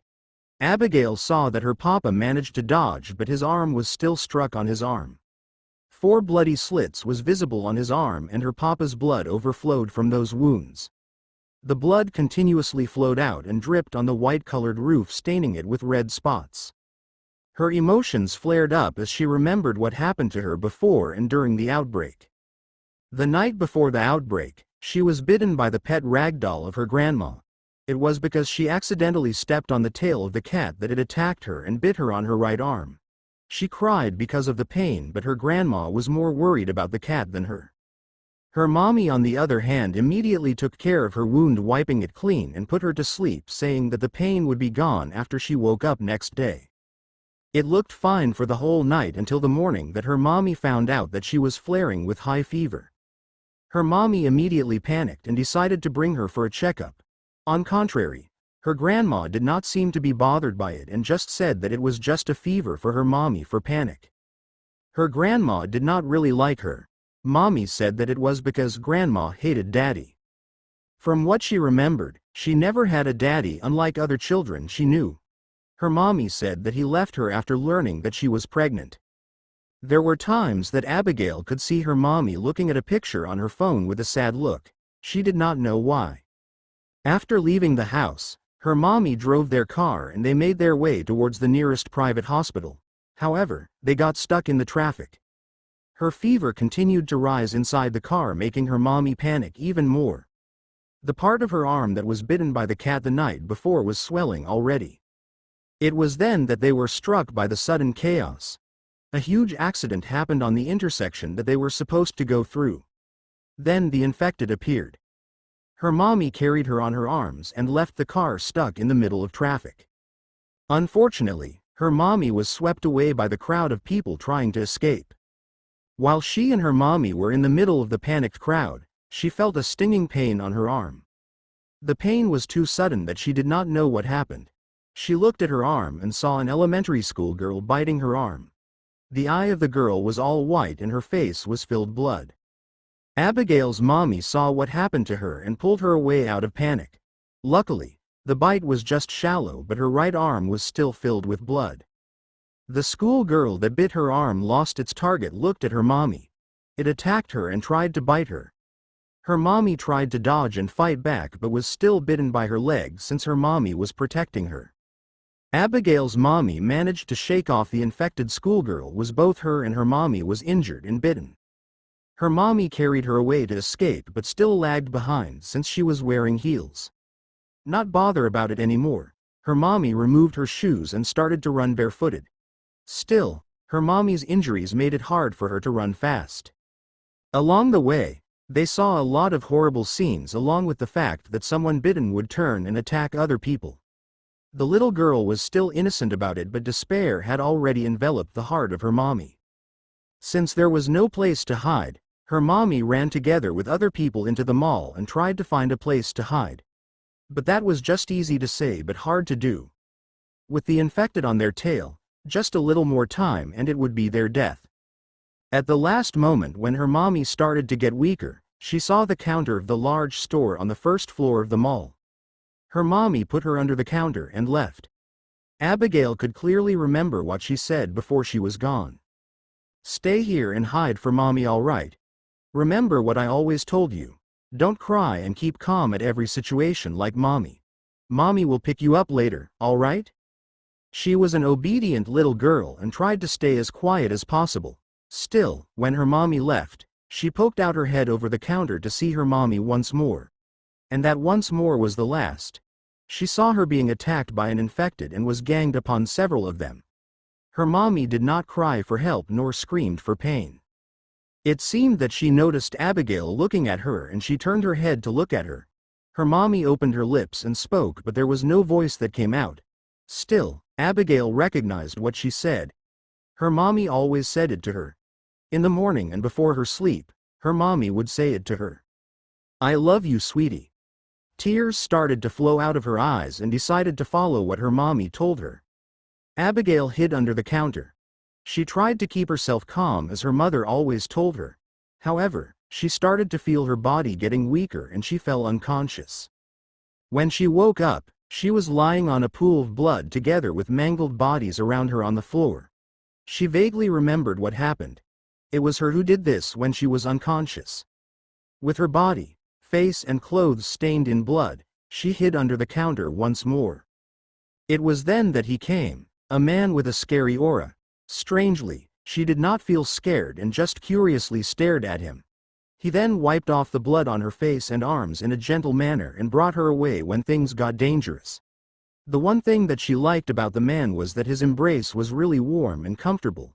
It was like when she was being hugged by her mommy. She had even fallen asleep in his arms. She decided that time that he would be her papa since she did not have one at all. She really longed for one. And fortunately, she had not chosen the wrong person.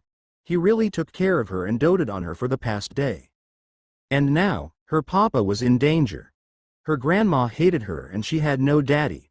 Her mommy was also gone and the only one she had her chosen papa. This huge kitty was trying to kill her papa.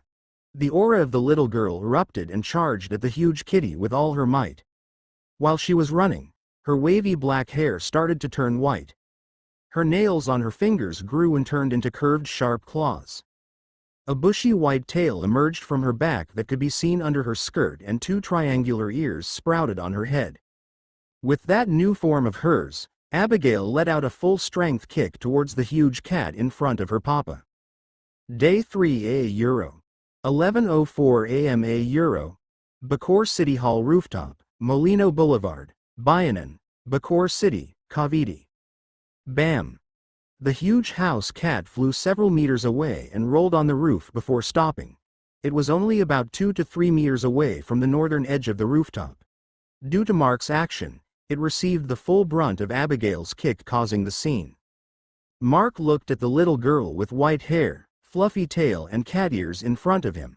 The little girl turned to him and he could see her worried eyes and her pupil that also changed color into a red hue. Seeing this, he forgot about the pain in his arm. This surely was a stunning sight.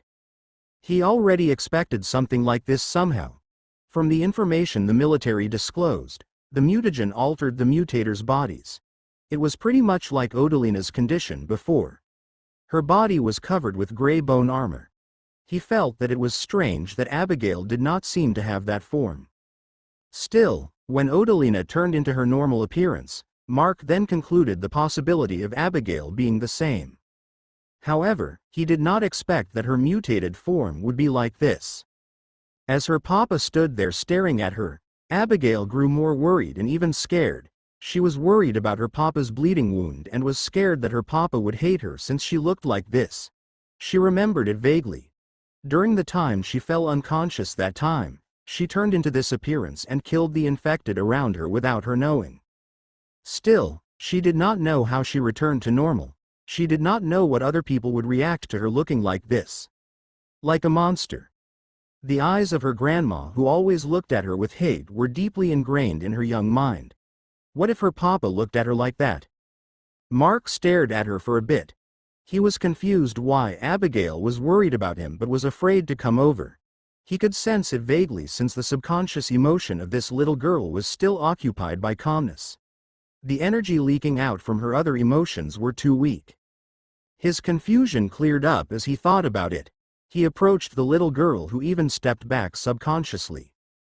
Mark shook his head and continued approaching with a smile. His smile, however, was different to his usual bitter and indifferent smile.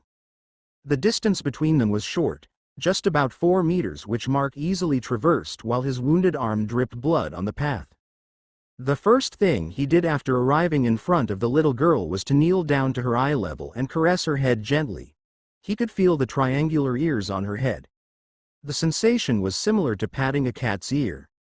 At this moment, his gentle movements erased the fear on the girl's eyes. "What are you afraid about? Papa won't hate me." "Hate you for what? I look like Thesa Euro?" Abigail showed her tail and waved her fingers that had 2-inch-long claws. "Why will I hate you for this? It looked cute all right." Mark laughed. In his mind, it was funny. The little girl actually asked an otaku if he will hate her current appearance. "Don't worry about your appearance. Even if the whole world will hate you for that, I will be the only one who won't." He gave the little girl a hug while being careful that he would not stain the little girl's beautiful white hair with his blood. "Let's go. The bad kitty is standing up." Mark let go of Abigail and stared at the huge cat that was struggling to stand up. The little girl's kick hit it on its shoulder. Now, it was visible that it was injured as it was having a hard time to stand up and could not use its left foreleg. After it finally stood up, it was limping and its left foreleg was raised every time it moved. To the northeast side of the rooftop, the mutant woodman was still struggling to put out the fire, but it was not able to. Rather, the fire had already spread to other areas of its body. The woodman was not a threat anymore. Sooner or later, it would turn into ashes. Mark decided to concentrate on fighting the huge cat together with Abigail. This time, he could not use his shotgun anymore and switched his weapon to the pistol on his belt. As Mark was ready to continue the fight, Abigail also got ready to charge towards the huge cat. However, when they were about to attack, the huge cat ran away from them. It was a wise decision as it knew that it could not fight the two people in front of it. Another round against Mark and Abigail would make fall into its death. Still, it did not want to give up on the fruit. When it ran away, the direction it ran towards was the huge tree. Realizing its intention, Mark shouted, "Gale, chase it, don't let it take the fruit." Under her papa's command, she charged towards the cat. Her speed was about twice as before and her strength was also enhanced in this form of hers. However, the cat was closer to the tree. Before the little girl could reach the cat, it agilely climbed up the tree using its remaining legs. Upon reaching the branch of the huge tree, it immediately lunged towards the fruit. It tried to bite it and eat it in one go. Luckily, because of its injuries, the strength of the huge cat was lessened severely and its jump was shorter than it intended. It failed to bite the fruit and started to fall. In the last moment before the gravity pulled it back down, it spun its body midair with its back facing down. It tried to use its remaining forelimb to reach the fruit, which it succeeded. Pierced by its claw, the fruit was plucked off the branch of the tree and fell with the cat. Rumble! Mark and Abigail stopped in place.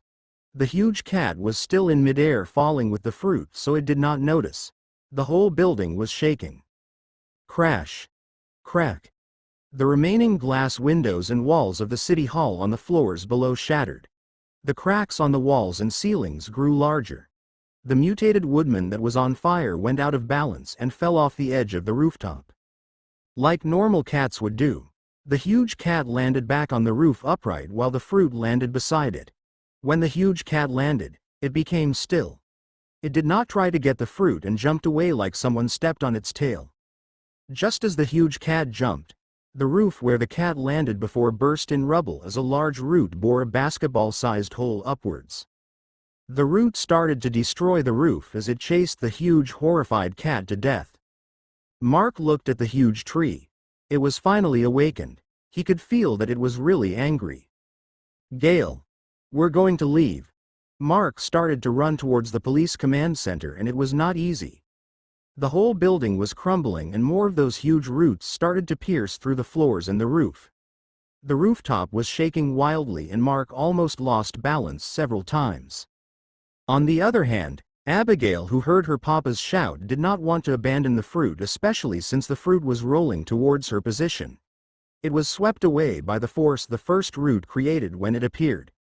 The little girl rushed towards the fruit and grabbed it before running. It was then that the roots started to emerge under Abigail's feet, forcing the little girl to jump every now and then while running to dodge. The huge cat that was first chased by the roots had already jumped off the building like a rat jumping into its hole while it was being chased by a cat. It looked ironic and its fate after jumping was unknown. By the height of the building, even if the huge cat did not die, it would receive at least another fractured leg. If it managed to escape, unless it had fast regeneration, its life would still end soon. On the rooftop of the police command center, several people stood watching the situation in the rooftop of the city hall since the start. Among the people, there was Chief Mallory, Madame Laney and Charmaine, who was being assisted by the nurse. Despite Charmaine's weak condition, she wanted to know and watch what kind of fight her big brother was participating at. There were also the bodyguards and other policemen along with some of the survivors who were curious and brave enough to watch. At the back, though, there was a terrified man and his two bodyguards. Their backs were covered in sweat as they watched what was happening. What the people were watching was akin to the scenes from those fantasy movies. Mark's fearlessness as he confronted the 9-foot wooden giant was shown in their eyes. The speed Abigail displayed as she tried to block the path of the beast and the sudden change in her appearance was also witnessed by them. Now, the scene of a tidal wave made of large wooden roots chasing the little girl made them all shiver inside. This scene was unearthly. Are we really still on Earth? If we are, then everyone is screwed. Almost all these people alike had those thoughts. It was except for Garcia and his bodyguards. Their minds were filled with fear and panic. They actually offended such monsters. Garcia decided to hide. These monsters in human skin must not see him or he would be dead for sure. On the other hand, Charmaine was really worried for the two who were fighting on the rooftop. However, she could only clench her palm as she could not do anything but watch them. Also her big brother was injured. Just how deep were his wounds for blood to gush out and stain his sleeves? Asterisk asterisk asterisk in the rooftop of the city hall, the danger had not decreased, it had actually increased. Like how the people watching on the rooftop of the command center described it, it was like a tidal wave of roots. It was currently chasing Abigail who was intensely dodging the incoming roots. Mark watched the scene in a grave manner. The rooftop started to collapse and Abigail was being chased by countless roots of different sizes. Abigail, drop that fruit. Hearing his voice, the little girl was about to drop and leave the fruit, however euro. Boom. Rumble. The part of the roof between Mark and the suspended pathway collapsed. They were stranded on the rooftop. Damn it, you're forcing me. Mark rushed back towards Abigail and with a catching pose, he shouted at the little girl. Throw it to me. The little girl threw the fruit towards her papa while continuously dodging the roots attacking her. On the other side, Mark hurriedly caught the fruit and rushed towards the west side of the roof. The roots charging towards Abigail halted and changed their target. The roots made their way towards Mark with fast speed. Boom. Boom. Rumble. Several roots pierced their way up the roof under Mark's feet, but he managed to dodge by running on a zigzag. Once he felt a stronger shaking by his foot, he would immediately kick on the roof and push his body sideways. Mark retrieved a vase and another lighter from his belt. He lit the lighter first before smashing the vase on the roof. After the butane was spread, he threw the lit lighter, creating a sudden fire, halting some of the roots. Another root appeared from under the roof and Mark was not in the position to dodge. In that moment, he raised his wounded arm again and his eyes glowed red brightly. His nose started to bleed again though. It was another mental pierce and the target was the tree. Since the tree had some sort of sentience, then, it must work. Then, the root that was about to hit him halted and started to shiver. The other roots also behaved the same. It seemed that it was severely affected by Mark's mental attack. The huge trees soon recovered, but Mark was already at the edge of the roof together with Abigail. At that moment, the tree did not dare move. It was because Mark was holding the fruit over the edge of the roof. Day 3 a euro. 11:09 a.m. a euro. Bacoor City Hall rooftop, Molino Boulevard, Bayanan, Bacoor City, Cavite. Mark kept holding the golden fruit over the edge while sighing in relief. What he just did was a risky gamble. A very huge and risky gamble. However, there's nothing else for them to lose by counting on this gamble since they were already at risk. If it did not work, then he would just find another way. There was no need to find another way though. Mark won the gamble. There were several reasons why he ended in taking up this gamble.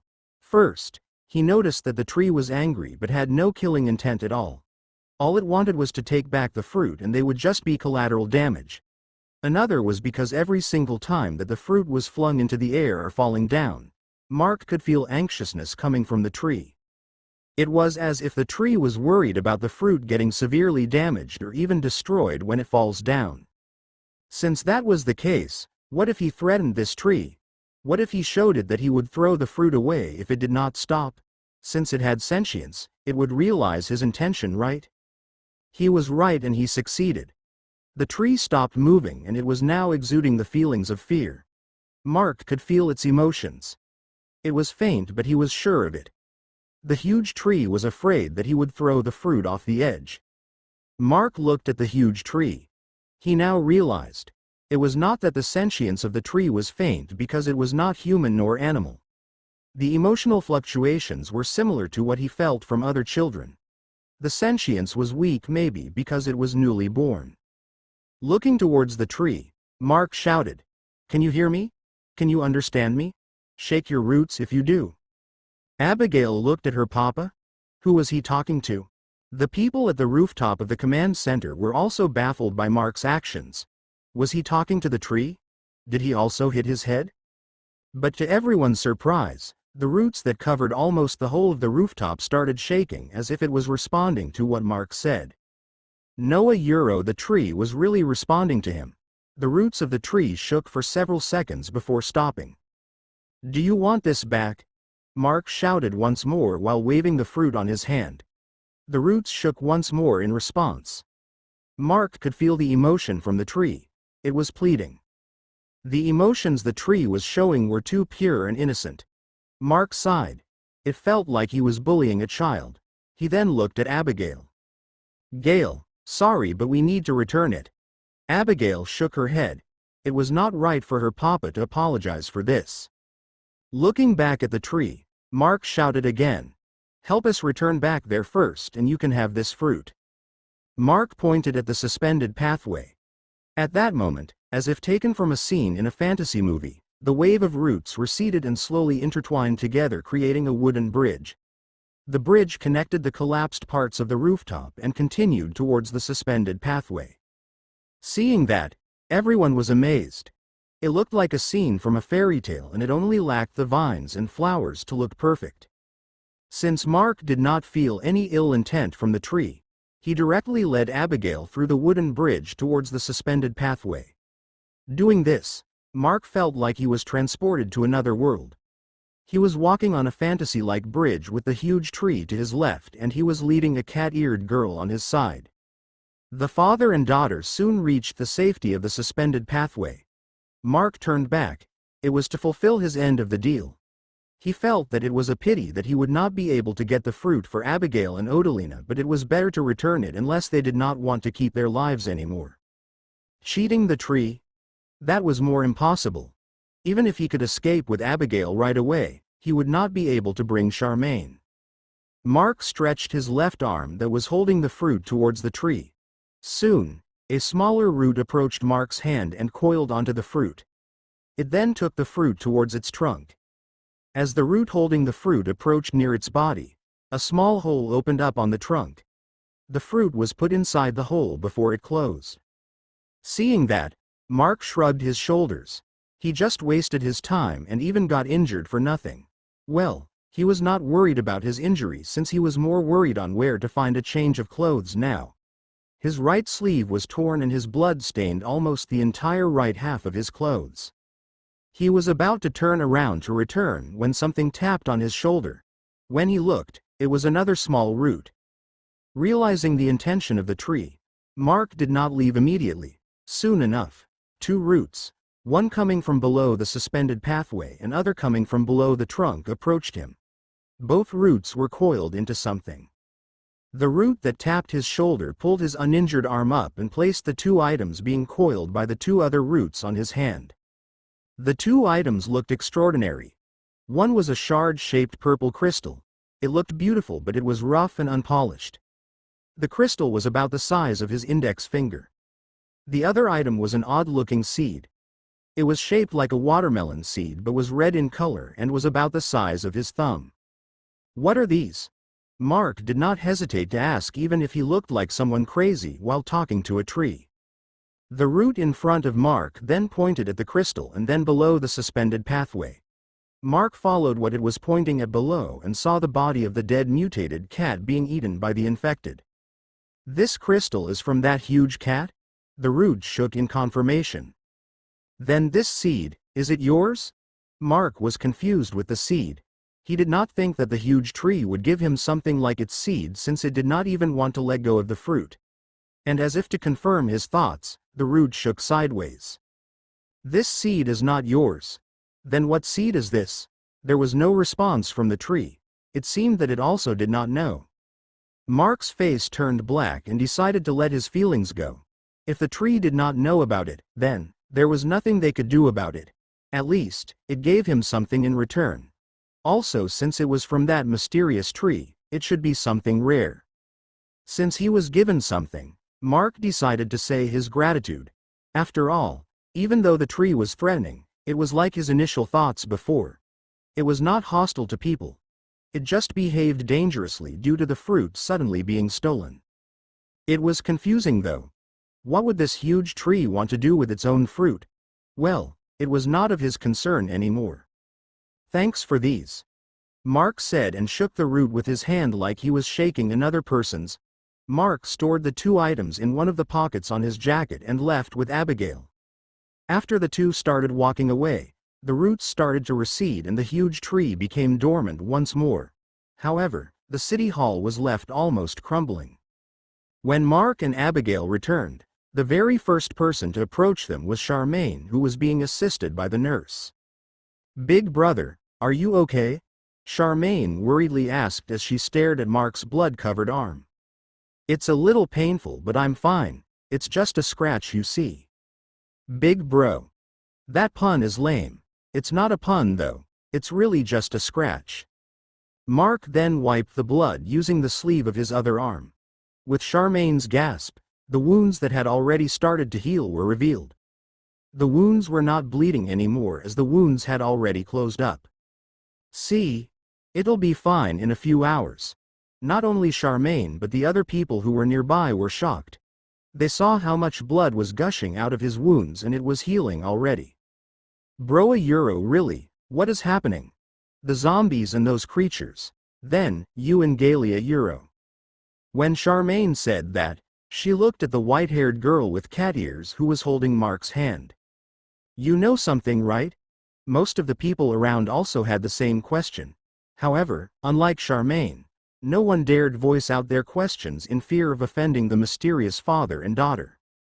The congresswoman and the police chief also approached at this moment. "I also think the same. I had been suspecting that you knew something. Could you please make it clear to us? What is really happening?" Madame Laney asked with an inquisitive but humble tone. She really wanted to know what she needed to know, but she also wanted to maintain a good relationship with these people. On the other hand, Mark's face was turning dark. However, it was not Mark but the little girl who spoke. "Moo. Annoying people." Abigail was also dissatisfied.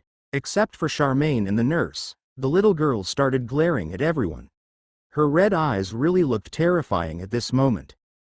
Mark patted the little girl's head and looked at the congresswoman. "Can we talk about it later? We're tired, you see?" Madame Laney scratched her subconsciously. It was an act unbefitting her status. "Sorry about that, I got carried away because of everything we just saw."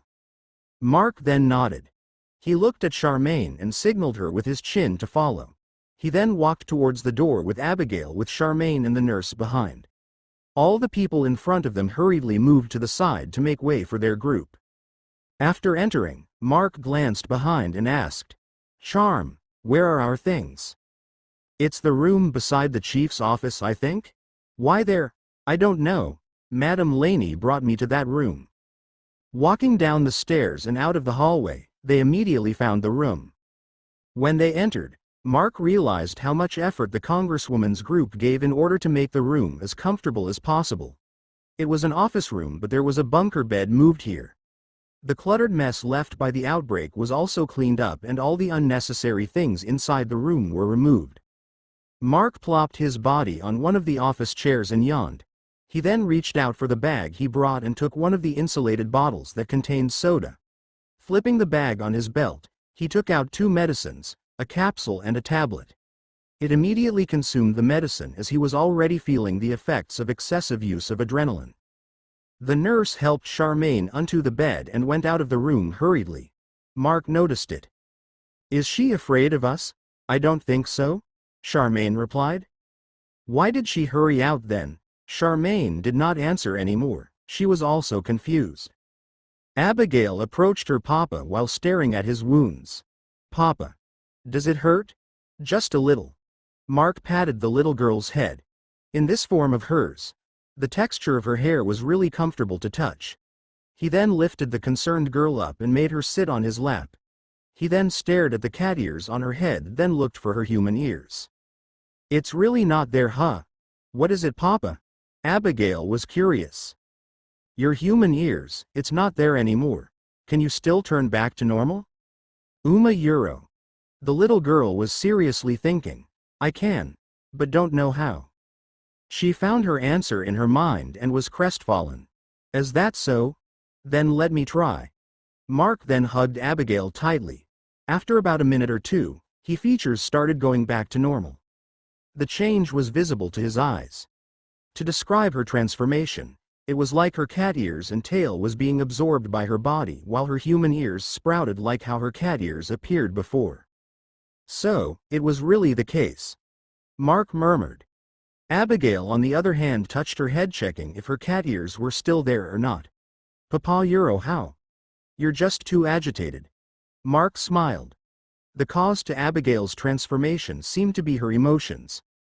Her calm emotion that Mark always felt from her was being shared with agitation while she was in that form. It also seemed to be the case why the shy girl managed to voice out her dissatisfaction towards the people earlier.